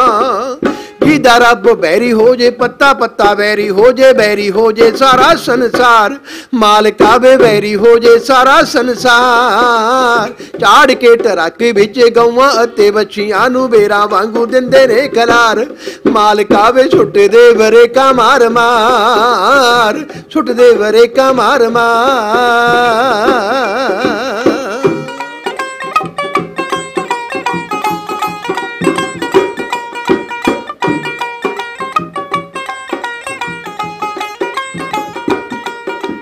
ਸਾਡੇ ਭਾ ਦਾ ਰੱਬ ਵੀ ਨਹੀਂ, ਸਾਡੇ ਭਾ ਦਾ ਰਾਮ ਵੀ ਨਹੀਂ, ਜਿਹੜਾ ਸਾਡੀ ਸੁਣੇ ਨਾ ਪੁਕਾਰ, ਭੋਲਾ ਵੇ ਬਰੇਟਿਆਂ ਵਾਲਾ ਹਾ ਦਾ ਨਾਰਾ ਮਾਰ ਗਿਆ, ਉਂਝ ਭਾਵੇਂ ਲੱਖਾਂ ਕਲਾਕਾਰ, ਭੋਲਾ ਵੇ ਬਰੇਟਿਆਂ ਵਾਲਾ ਹਾ ਦਾ ਨਾਰਾ ਮਾਰ ਗਿਆ, ਉਂਝ ਭਾਵੇਂ ਲੱਖਾਂ ਕਲਾਕਾਰ, ਮਾਲਕਾ ਵੇ ਉਂਝ ਭਾਵੇਂ ਲੱਖਾਂ ਕਲਾਕਾਰ। ਝਾੜ ਕੇ ਟਰੱਕ ਵਿੱਚ ਗਊਆਂ ਅਤੇ ਵੱਛੀਆਂ ਨੂੰ ਬੇਰਾਂ ਵਾਂਗੂ ਦਿੰਦੇ ਨੇ ਖਲਾਰ, ਮਾਲਕਾ ਵੇ ਸੁੱਟਦੇ ਵਰੇਕਾਂ ਮਾਰ ਮਾਰ, ਸੁੱਟਦੇ ਵਰੇਕਾਂ ਮਾਰ ਮਾਰ, ਸੁੱਟਦੇ ਵਰੇਕਾਂ ਮਾਰ ਮਾਰ। ਸੋ ਉਸ ਤੋਂ ਬਾਅਦ ਜਦੋਂ ਤੁਸੀਂ ਇਹ ਗੀਤ ਸਮਾਪਤ ਕੀਤਾ ਜਾਂ ਪਬਲਿਕ ਸੁਣ ਰਹੀ ਸੀ, ਤੁਹਾਡੇ ਮਨ ਦੇ ਵਿੱਚ ਵਹਿਮ ਸੀ ਕਿ ਮੇਰੇ ਤੋਂ ਪਹਿਲਾਂ ਮਿੰਨੀ ਮਾਨਕ ਜੀ ਗਾ ਕੇ ਗਏ ਨੇ ਵੀ ਪਤਾ ਨਹੀਂ ਲੋਕ ਸੁਣਨਗੇ ਜਾਂ ਨਹੀਂ ਸੁਣਨਗੇ, ਤੇ ਫਿਰ ਲੋਕਾਂ ਦਾ ਜਿਹੜਾ ਕੀ ਰਿਹਾ ਤੁਹਾਡੇ ਪ੍ਰਤੀ ਜਿਹੜਾ ਨਜ਼ਰੀਆ ਸੀ, ਕਿਵੇਂ ਲੱਗਿਆ ਉਹਨਾਂ ਨੂੰ ਸੁਣ ਕੇ ਜੀ? ਲੋਕਾਂ ਨੇ ਬਹੁਤ ਸੁਣਿਆ ਜੀ, ਲੋਕਾਂ ਨੇ ਇੰਨਾ ਸੁਣਿਆ, ਮੈਨੂੰ ਬਹੁਤ ਵਧੀਆ ਮਾਨ ਇੱਜ਼ਤ ਕਰਿਆ। ਤੇ ਬਾਕੀ ਉਹ ਜਾਣੀ ਕਿ ਫਿਰ ਉਹਨਾਂ ਨੇ ਇਹ ਕੀਤਾ ਵੀ ਜਿਹੜਾ ਜਾਣੀ ਕਿ ਇੱਕ ਦਿਨ ਦਾ ਪ੍ਰੋਗਰਾਮ ਹੁੰਦਾ ਸੀਗਾ, ਇੱਕ ਰਾਤ ਦਾ ਹੁੰਦਾ ਸੀਗਾ ਜੀ, ਦੋ ਜਗ੍ਹਾ ਟਾਈਮ ਮਿਲਦਾ ਸੀਗਾ। ਫਿਰ ਉਹਨਾਂ ਨੇ ਪਬਲਿਕ ਨੇ ਕਹਿ ਕੇ ਮੈਨੂੰ ਰਾਤ ਦਾ ਟਾਈਮ ਦਵਾਇਆ। ਫਿਰ ਉਹਨਾਂ ਨੇ ਵਿੱਚ ਵੀ ਰਾਤ ਨੂੰ ਜਿਹੜੇ ਰਹਿੰਦੇ ਨੇ ਵੀ ਉਹ ਰਾਤ ਨੂੰ ਵੀ ਇਹ ਗਊ ਵਾਲੇ, ਪਹਿਲਾਂ ਮੈਨੂੰ ਐਂ ਡਰ ਸੀਗਾ ਜੀ ਵੀ ਇਹ ਧਾਰਮਿਕ ਪ੍ਰੋਗਰਾਮ ਹੈ ਵੀ ਮਹਾਰਾਜ ਜੀ ਪ੍ਰਕਾਸ਼ ਨੇਗੇ, ਵੀ ਹੋ ਸਕਦਾ ਮੈਨੂੰ ਇਹ ਵੀ ਡਰ ਸੀਗਾ ਵੀ ਕਿਤੇ ਮੈਨੂੰ ਕੋਈ ਰੋਕ ਟੋਕ ਨਾ ਦੇਵੇ, ਵੀ ਕਿਤੇ ਹਟਾ ਹਟੂ ਨਾ ਦੇਣ। ਨੇ ਮੈਨੂੰ ਸਾਰਿਆਂ ਨੇ ਪ੍ਰੇਮ ਨਾਲ ਸੁਣਿਆ ਜੀ, ਸਾਰਿਆਂ ਨੇ ਮੇਰਾ ਮਾਣ ਇੱਜ਼ਤ ਕਰਿਆ। ਫਿਰ ਮੈਨੂੰ ਹੌਸਲਾ ਹੋ ਗਿਆ, ਇਹ ਮੇਰਾ ਸੱਚ ਹੈ ਜੀ, ਗੁਰੂ ਮਹਾਰਾਜ ਕਹਿੰਦੇ ਸੱਚ ਹੈ। ਫਿਰ ਉਸ ਤੋਂ ਬਾਅਦ ਮੈਂ ਰਿਕਾਰਡਿੰਗ ਕਰਾਈ ਹੈ ਜੀ। ਫਿਰ ਮੈਨੂੰ ਮਾਣ ਹੋ ਗਿਆ ਵੀ ਇਹ ਕੈਸਟ ਵਿਕੂਗੀ, ਵੀ ਚੱਲੂਗੀ। ਮੇਰਾ ਬੇਟਾ ਅਵਤਾਰ ਅਮਨ ਹੈ ਜੀ, ਉਹ ਅੰਮ੍ਰਿਤਾ ਨਾਲ ਕੰਮ ਕਰਦਾ 24 ਟਾਈਮ 'ਤੇ। ਇਹ ਰਾਮਪੁਰੇ ਰਹਿੰਦੀ ਸੀ ਅੰਮ੍ਰਿਤਾ, ਉਦੋਂ ਉਹਨਾਂ ਕੰਮ ਕਰਦਾ ਸੀਗਾ। ਅੱਜ ਵੀ ਕਿਸੇ ਨਾਲ ਸੀਗਾ ਵੈਸੇ, ਤੇ ਹੁਣ ਤਾਂ ਮੇਰੇ ਖਿਆਲ ਵੀ ਚਲੇ ਗਏ ਕੈਨੇਡਾ, ਖਬਰ ਨਹੀਂ ਕਿਵੇਂ ਗੱਲਬਾਤ। ਤੇ ਉਹਨਾਂ ਨਾਲ ਸੀਗਾ। ਫਿਰ ਮੈਨੂੰ ਆਨੰਦ ਵਾਲੇ ਨੇ ਇਹ ਅਮਨ ਨੂੰ ਫੋਨ ਕਰਿਆ ਵੀ ਯਾਰ ਤੇਰਾ ਡੈਡੀ ਹੈ ਯਾਰ, ਵੀ ਇੰਨਾ ਵਧੀਆ ਕਲਾਕਾਰ ਹੈ ਵੀ ਯਾਰ, ਵੀ ਉਹਨੂੰ ਕਹਿ ਦੇ ਕੈਸਟ ਕਰਾ ਦੇ, ਟੇਪ ਕਰਾ ਦੇ। ਫਿਰ ਮੈਂ ਗਊਆਂ ਦੀ ਇਹ ਸਮਝ ਕੇ ਫਿਰ ਮੈਂ ਰਿਕਾਰਡ ਕਰਾਇਆ ਸੀਗਾ ਜੀ ਸਟੂਡੀਓ ਦੇ ਵਿੱਚ। ਜਾਣੀ ਕਿ ਸਭ ਤੋਂ ਉਸ ਟਾਈਮ ਕੰਪਨੀ ਵਿੱਚ ਵਿਕੀ ਹੈ ਜੀ ਟੇਪ, ਤੁਹਾਨੂੰ ਤਾਂ ਪਤਾ ਹੀ ਹੈ ਜੀ। ਜਾਣੀ ਕਿ ਫਿਰ ਮੈਨੂੰ ਉਸ ਤੋਂ ਬਾਅਦ ਕੰਪਨੀ ਵਾਲੇ ਫਿਰ ਕਹਿਣ ਲੱਗੇ ਵੀ ਇੱਕ ਕੈਸਟ ਹੋਰ ਕਰਾ ਗਊਆਂ ਦੀ ਵੀ ਦੁਬਾਰੇ। ਮੈਂ ਕਿਹਾ ਵੀ ਮੈਂ ਤਾਂ ਜਿਹੜਾ ਬਰੂਦ ਹੈਗੇ ਜੋ ਉਹ 'ਚ ਪਾਤਾ ਵੀ ਯਾਰ ਮੇਰੇ ਕੋਲ ਤਾਂ ਨਹੀਂ ਹੋਰ ਕੋਈ ਗੱਲਬਾਤ ਹੈਗੀ। ਕਹਿੰਦੇ ਨਹੀਂ ਵੀ ਤੂੰ ਯਾਦ ਕਰ। ਫਿਰ ਮੈਂ ਦੂਜਾ ਭਾਗ ਲਿਖ ਲਿਆ ਜੀ। ਫਿਰ ਮੈਂ ਇਹਦੇ ਨਾਲ ਸੱਭਿਆਚਾਰ ਲਾਇਆ ਜੀ, ਗਊਆਂ ਦੇ ਨਾਲ। ਗਊਆਂ ਵੀ ਇੱਕ ਸੱਭਿਆਚਾਰ ਹੈ ਜੀ, ਸੱਭਿਆਚਾਰ ਦਾ ਜਾਣੀ ਕਿ ਮੁੱਢ ਹੈ ਗਊਆਂ ਜੀ, ਜੇ ਲਾ ਲਈਏ ਤਾਂ ਮੇਨ ਹੈ ਸੱਭਿਆਚਾਰ ਹੀ ਹੈ ਇਹ ਗਊਆਂ ਦਾ। ਫਿਰ ਮੈਂ ਇਹਦੇ ਨਾਲ ਫਿਰ ਮੈਂ ਸੱਭਿਆਚਾਰ ਜੋੜ ਲਿਆ ਜੀ, ਮਤਲਬ ਕਿ ਹੋਰ ਵੀ ਮੈਂ ਸੱਭਿਆਚਾਰ ਦੀਆਂ ਗੱਲਾਂ ਕੀਤੀਆਂ ਫਿਰ ਗਊਆਂ ਨਾਲ। ਵੀ ਇਕੱਲੀਆਂ ਗਊਆਂ ਨਹੀਂ ਮਤਲਬ ਕਿ ਭੁੱਖੇ ਮਰ ਰਹੇ, ਵੀ ਸਾਡੇ ਜਿਹੜੇ ਅੱਜ ਕਵੀਸ਼ਰ ਭਾਈ ਨੇਗੇ ਜਾਣੀ ਕਿ ਧਾਰਮਿਕ ਗਾਉਣ ਵਾਲੇ, ਉਹ ਕਿਤੇ ਵੀ ਮੇਲਿਆਂ ਦੇ ਉੱਤੇ ਉਹਨਾਂ ਨੂੰ ਕੋਈ ਨਹੀਂ ਬੁਲਾਉਂਦਾ ਹੈਗਾ, ਵਿਚਾਰੇ ਬਿਨਾਂ ਸੱਦੀ ਆ ਜਾਂਦੇ ਹੈ। ਬਿਲਕੁਲ ਸਹੀ ਗੱਲ। ਨਾ ਉਹਨਾਂ ਨੂੰ ਕੋਈ ਕਿਰਾਇਆ ਭਾੜਾ ਦਿੰਦਾ ਹੈ, ਉਹ ਵੀ ਮਸਾਂ ਲੈਂਦੇ ਆ, ਜਿਵੇਂ ਮੰਗਤੇ ਹੁੰਦੇ ਆ ਵੀ ਦੇ ਦਿਓ ਯਾਰ 100 ਰੁਪਈਆ ਦੇ ਦਿਓ ਬੰਦੇ ਦਾ। ਮੈਂ ਕਿਹਾ ਵੀ ਇੱਕ ਬਹੁਤ ਸੋਹਣੀਆਂ ਗਾਉਣ ਵਾਲੇ ਮਤਲਬ ਕਿ ਵਿਦਵਾਨ ਹੈ, ਢਾਡੀ ਕਵੀਸ਼ਰ ਹੈ, ਵਧੀਆ ਵਧੀਆ ਚੀਜ਼ਾਂ ਗਾਉਣ ਵਾਲੇ ਵੀ ਉਹ ਰੁਲਦੇ ਫਿਰਦੇ ਆ, ਵੀ ਇਕੱਲੀਆਂ ਗਊਆਂ ਨਹੀਂ ਰੁਲਦੀਆਂ। ਫਿਰ ਮੈਂ ਧੀਆਂ ਦੀ ਵੀ ਗੱਲ ਕਰੀ ਨਾਲ, ਵੀ ਧੀਆਂ ਦੇ ਉੱਤੇ ਵੀ ਜ਼ੁਲਮ ਹੋ ਰਿਹਾ, ਰੁੱਖਾਂ 'ਤੇ ਵੀ ਜਾਣੀ ਮਾਂ ਪਿਓ 'ਤੇ। ਫਿਰ ਮੈਂ ਸਾਰੇ ਇਹ ਸੱਭਿਆਚਾਰ ਨੂੰ ਫਿਰ ਮੈਂ ਸਾਰੀ ਦੀ ਗੱਲ ਕਰੀ ਉਹਦੇ ਵਿੱਚ। ਫਿਰ ਮੈਂ ਦੂਜਾ ਭਾਗ ਦਿੱਤਾ ਜੀ ਇਹਨਾਂ ਨੂੰ, ਉਹ ਲੱਗੇ ਹੋਏ ਜਿਹੜਾ ਟੇਪ ਦੂਜੇ ਭਾਗ ਦਾ। ਫਿਰ ਕੰਪਨੀ ਵਾਲੇ ਕਹਿੰਦੇ ਵੀ ਗਊਆਂ ਦੀ ਹੋਰ ਮੰਗ ਹੋ ਗਈ ਜੀ, ਕੰਪਨੀ ਵਾਲੇ ਕਹਿੰਦੇ ਵੀ ਉਹ ਇੱਕ ਟੇਪ ਹੋਰ ਕਰਾ ਗਊਆਂ ਦੀ। ਮੈਂ ਕਿਹਾ ਵੀ ਹੁਣ ਨਹੀਂ ਮੇਰੇ ਤੋਂ ਲਿਖੀ ਜਾਂਦੀ, ਕਿਉਂ ਹੱਦ ਹੁੰਦੀ ਹੈ ਜੀ ਕਿਸੇ ਚੀਜ਼ ਦੀ, ਵੀ ਇੱਦਾਂ ਦਾ ਆਪਾਂ ਕਰ ਵੀ ਨਹੀਂ ਸਕਦੇ। ਹਾਂ ਮੈਂ ਕਿਹਾ ਵੀ ਇੱਦਾਂ ਨਹੀਂ, ਵੀ ਹੋਰ ਨਹੀਂ ਹੈਗਾ। ਉਹ ਕਹਿੰਦੇ ਵੀ ਕਿਵੇਂ ਵੀ ਕਰ, ਵੀ ਤੂੰ ਵੀ ਇੱਕ ਭਾਗ ਹੋਰ ਲਿਖ ਗਊਆਂ ਦਾ। ਫਿਰ ਮੇਰੇ ਨਾਲ ਫਿਰ ਜਿਹੜਾ ਬੰਗੜਾ ਹੈ ਜੀ ਬਹਾਦਰ ਸਿੰਘ ਬੰਗੜਾ ਗੋਤ ਇਹਨਾਂ ਦਾ, ਉਹਦੇ ਨਾਲ ਫਿਰ ਮੇਰਾ ਮੇਲ ਗਿਲ ਹੋ ਗਿਆ। ਫਿਰ ਤੀਜੇ ਭਾਗ ਦੇ ਵਿੱਚ ਫਿਰ ਮੈਨੂੰ ਬੰਗੜ ਨੇ ਸੰਯੋਗ ਦਿੱਤਾ ਜੀ। ਫਿਰ ਅਸੀਂ ਦੋਏ ਜਾਣੇ ਮੋਟਰਸਾਈਕਲ ਜੀ ਸਮਾਹ ਪਿੰਡ ਆ ਗਏ ਜੀ। ਸਮਾਹ ਪਿੰਡ ਆ ਗਏ ਅਸੀਂ, ਫਿਰ ਸੁੱਚਾ ਸਿੰਘ ਦੀ ਜਿੱਥੇ ਸਮਾਧ ਬਣੀ ਹੈ ਜੀ, ਡੇਰਾ ਬਣਿਆ ਗਾ, ਉਹ ਡੇਰੇ 'ਚ ਆ ਗਏ। ਉੱਥੇ ਵਧੀਆ ਜਾਣੀ ਕਿ ਸੰਗਤ ਜੁੜੀ ਹੈ ਜੀ, ਬਾਬੇ ਬੈਠੇ ਤੇ ਸਾਧੂ ਸੰਤ ਨੇ ਗੇ, ਵਧੀਆ ਲੰਗਰ ਪਾਣੀ ਛਕਣ ਲੈ ਰਹੇ। ਸਾਡੀ ਬਹੁਤ ਜਦੋਂ ਉਹਨਾਂ ਨੂੰ ਪਤਾ ਲੱਗੇ ਵੀ ਇਹ ਭੋਲਾ ਰਹੀ ਹੈ, ਵਧੀਆ ਮਾਣ ਇੱਜ਼ਤ ਕਰਿਆ। ਫਿਰ ਅਸੀਂ ਉਹਨਾਂ ਨੂੰ ਕਿਹਾ ਵੀ ਐਂ ਕਰਕੇ ਵੀ ਅਸੀਂ, ਉਹਨਾਂ ਨੂੰ ਪਤਾ ਸੀ ਵੀ ਗਊਆਂ ਦੀ ਕੈਸਟਾਂ ਗਾਈਆਂ। ਫਿਰ ਅਸੀਂ ਉਹਨਾਂ ਨੂੰ ਕਿਹਾ ਵੀ ਅਸੀਂ ਵੀ ਸੁੱਚਾ ਸਿੰਘ ਦੇ ਸੂਰਮੇ ਦੀ ਇਹ ਕਹਾਣੀ ਵੀ ਇਹਨੇ ਗਊਆਂ ਛਡਾਈਆਂ ਨੇ, ਵੀ ਸਾਨੂੰ ਦੱਸੋ ਵੀ ਉਹ ਕਿਵੇਂ ਗੱਲਬਾਤ ਹੈ, ਵੀ ਅਸੀਂ ਟੇਪ ਲਿਖਣੀ। ਫਿਰ ਸਾਡੇ ਕੋਲ ਹੋਰ ਤਾਂ ਕੋਈ ਗਊ ਹੈ ਨਹੀਂ। ਫਿਰ ਅਸੀਂ ਸੁੱਚਾ ਸਿੰਘ ਦੇ ਪਿੰਡ ਜਾ ਕੇ ਸਮਾਂ ਜੀ ਡੇਰੇ ਦੇ ਵਿੱਚ ਉਹ ਬਾਬਿਆਂ ਤੋਂ ਫਿਰ ਅਸੀਂ ਸੁਣਿਆ। ਫਿਰ ਅਸੀਂ ਮਤਲਬ ਕਿ ਉਹ ਚੀਜ਼ ਲਾਈ ਜੀ। ਫਿਰ ਉਹਦੇ ਵਿੱਚ ਬੰਗੜੇ ਨੇ ਸੰਯੋਗ ਦਿੱਤਾ, ਫਿਰ ਲਾਇਆ। ਸੋ ਬਹੁਤ ਬਹੁਤ ਧੰਨਵਾਦ ਜੀ ਤੁਹਾਡਾ, ਬਹੁਤ ਵਧੀਆ ਲੱਗਿਆ ਤੁਹਾਡੀਆਂ ਗੱਲਾਂ ਸੁਣ ਕੇ। ਤੇ ਸਾਨੂੰ ਇੱਕ ਦੁੱਖ ਅਫਸੋਸ ਵੀ ਹੋਇਆ ਵੀ ਸਾਡੇ ਸਮਾਜ ਦੇ, ਸਾਡੇ ਸੱਭਿਆਚਾਰ ਦੇ ਇੰਨੇ ਵਧੀਆ ਅਨਮੋਲ ਹੀਰੇ ਨੇ ਜਿਹੜੇ ਉਹ ਇੰਨੀ ਤੰਗੀ ਤਰੁਸਤੀ ਦੀ ਜ਼ਿੰਦਗੀ ਕੱਟ ਰਹੇ ਨੇ, ਜਿਨ੍ਹਾਂ ਨੇ ਅਸਲੀ ਸਾਹਿਤ ਨੂੰ, ਅਸਲੀ ਲੋਕਾਂ ਦੇ ਦਰਦਾਂ ਨੂੰ ਆਪਣੇ ਗੀਤਾਂ ਦੇ ਵਿੱਚ ਆਪਣੀਆਂ ਟੇਪਾਂ ਦੇ ਵਿੱਚ ਲੋਕਾਂ ਦੇ ਸਾਹਮਣੇ ਲੈ ਕੇ ਆਂਦਾ। ਇਸ ਚੀਜ਼ ਦਾ ਸਾਨੂੰ ਦੁੱਖ ਵੀ ਹੋਇਆ। ਸੋ ਬਾਕੀ ਰਹਿੰਦੀਆਂ ਗੱਲਾਂ ਬਾਤਾਂ ਨੇ ਜਿਹੜੀਆਂ ਤੁਹਾਡੀਆਂ, ਉਹ ਆਪਾਂ ਦੂਜੇ ਪਾਰਟ ਦੇ ਵਿੱਚ ਕਰਾਂਗੇ ਜੀ। ਸੋ ਅੱਜ ਤੁਹਾਡਾ ਅਸੀਂ ਸਾਡੇ ਵੱਲੋਂ ਫੇਰ ਬਹੁਤ ਬਹੁਤ ਧੰਨਵਾਦ ਕਰਦੇ ਹਾਂ। ਬਹੁਤ ਬਹੁਤ ਸ਼ੁਕਰੀਆ ਜੀ। ਬਾਕੀ ਮਾਲਕ ਤੁਹਾਨੂੰ ਚੜ੍ਹਦੀ ਕਲਾ 'ਚ ਰੱਖੇ, ਸੱਚੇ ਪਾਤਸ਼ਾਹ ਤਾਂ ਇਹ ਕਹਿੰਦੇ ਆ। ਸੋ ਦੋਸਤੋ, ਇਹ ਸਨ ਭੋਲਾ ਸਿੰਘ ਰਾਹੀ, ਜਿਨ੍ਹਾਂ ਨੇ ਮੇਰਾ ਖਿਆਲ ਵੀ ਨਹੀਂ ਸੁਣਿਆ ਨਾ, ਤੁਸੀਂ YouTube ਤੇ ਸਰਚ ਮਾਰ ਕੇ ਕੱਢ ਕੇ ਦੇਖਿਓ ਨਿੰਦੋ ਦੀ ਮੜੀ, ਜਾਂ ਬਜ਼ੁਰਗਾਂ ਦੀਆਂ ਸਾਡੇ ਸੱਭਿਆਚਾਰ ਦੀਆਂ ਅਨੇਕਾਂ ਗੱਲਾਂ ਜਿਨ੍ਹਾਂ ਨੇ ਸਾਡੇ ਸੱਭਿਆਚਾਰ ਨੂੰ ਦਿੱਤੀਆਂ। ਸੋ ਬਾਕੀ ਰਹਿੰਦੀਆਂ ਗੱਲਾਂ ਨੇ ਉਹ ਅਸੀਂ ਦੂਜੇ ਪਾਰਟ ਦੇ ਵਿੱਚ, ਪਾਰਟ 2 ਇੰਟਰਵਿਊ ਕਰਾਂਗੇ, ਉਹਦੇ ਵਿੱਚ ਕਰਾਂਗੇ, ਕਿਉਂਕਿ ਕਾਫੀ ਲੰਮਾ ਇਤਿਹਾਸ ਹੈ ਇਹਨਾਂ ਦਾ ਵੀ ਸਾਡੇ ਪੰਜਾਬੀ ਸੱਭਿਆਚਾਰ ਦੇ ਵਿੱਚ। ਤੇ ਨਾਲ ਅਸੀਂ ਇੱਕ ਇਹ ਗੁਜ਼ਾਰਿਸ਼ ਵੀ ਕਰਾਂਗੇ ਕਿ NRI ਭਰਾ ਨੇ ਜਿੰਨੇ ਵੀ ਸਾਡੇ ਨਾਲ ਜੁੜੇ ਹੋਏ ਨੇ, ਕਿ ਇੱਦਾਂ ਦੇ ਜਿਹੜੇ ਹੋਣਹਾਰ ਕਲਾਕਾਰ ਨੇ, ਇੱਦਾਂ ਦੇ ਜਿਹੜੇ ਦਿਲ ਦੇ ਸਾਫ਼, ਸਾਡੇ ਦਿਲ ਦੀਆਂ ਗੱਲਾਂ, ਸਾਡੇ ਸਮਾਜ ਦੀਆਂ ਬੁਰਾਈਆਂ ਨੂੰ ਲੋਕਾਂ ਦੇ ਵਿੱਚ ਲੈ ਕੇ ਆਉਂਦੇ ਨੇ, ਉਹਨਾਂ ਦੀ ਬਾਂਹ ਜ਼ਰੂਰ ਫੜਿਆ ਕਰੋ, ਕਿਉਂਕਿ ਥੋੜ੍ਹੇ ਥੋੜ੍ਹੇ ਨਾਲ ਕਿਸੇ ਨੂੰ ਕੋਈ ਫਰਕ ਨਹੀਂ ਪੈਂਦਾ। ਸੋ ਅਗਲੀ ਵਾਰੀ ਕਿਸੇ ਹੋਰ ਸ਼ਖਸੀਅਤ ਦੇ ਰੂਬਰੂ ਕਰਵਾਵਾਂਗੇ। ਵੇਖਦੇ ਰਹੋ ਰੰਗ ਪੰਜਾਬ ਦੇ YouTube ਚੈਨਲ। ਸਤਿ ਸ੍ਰੀ ਅਕਾਲ।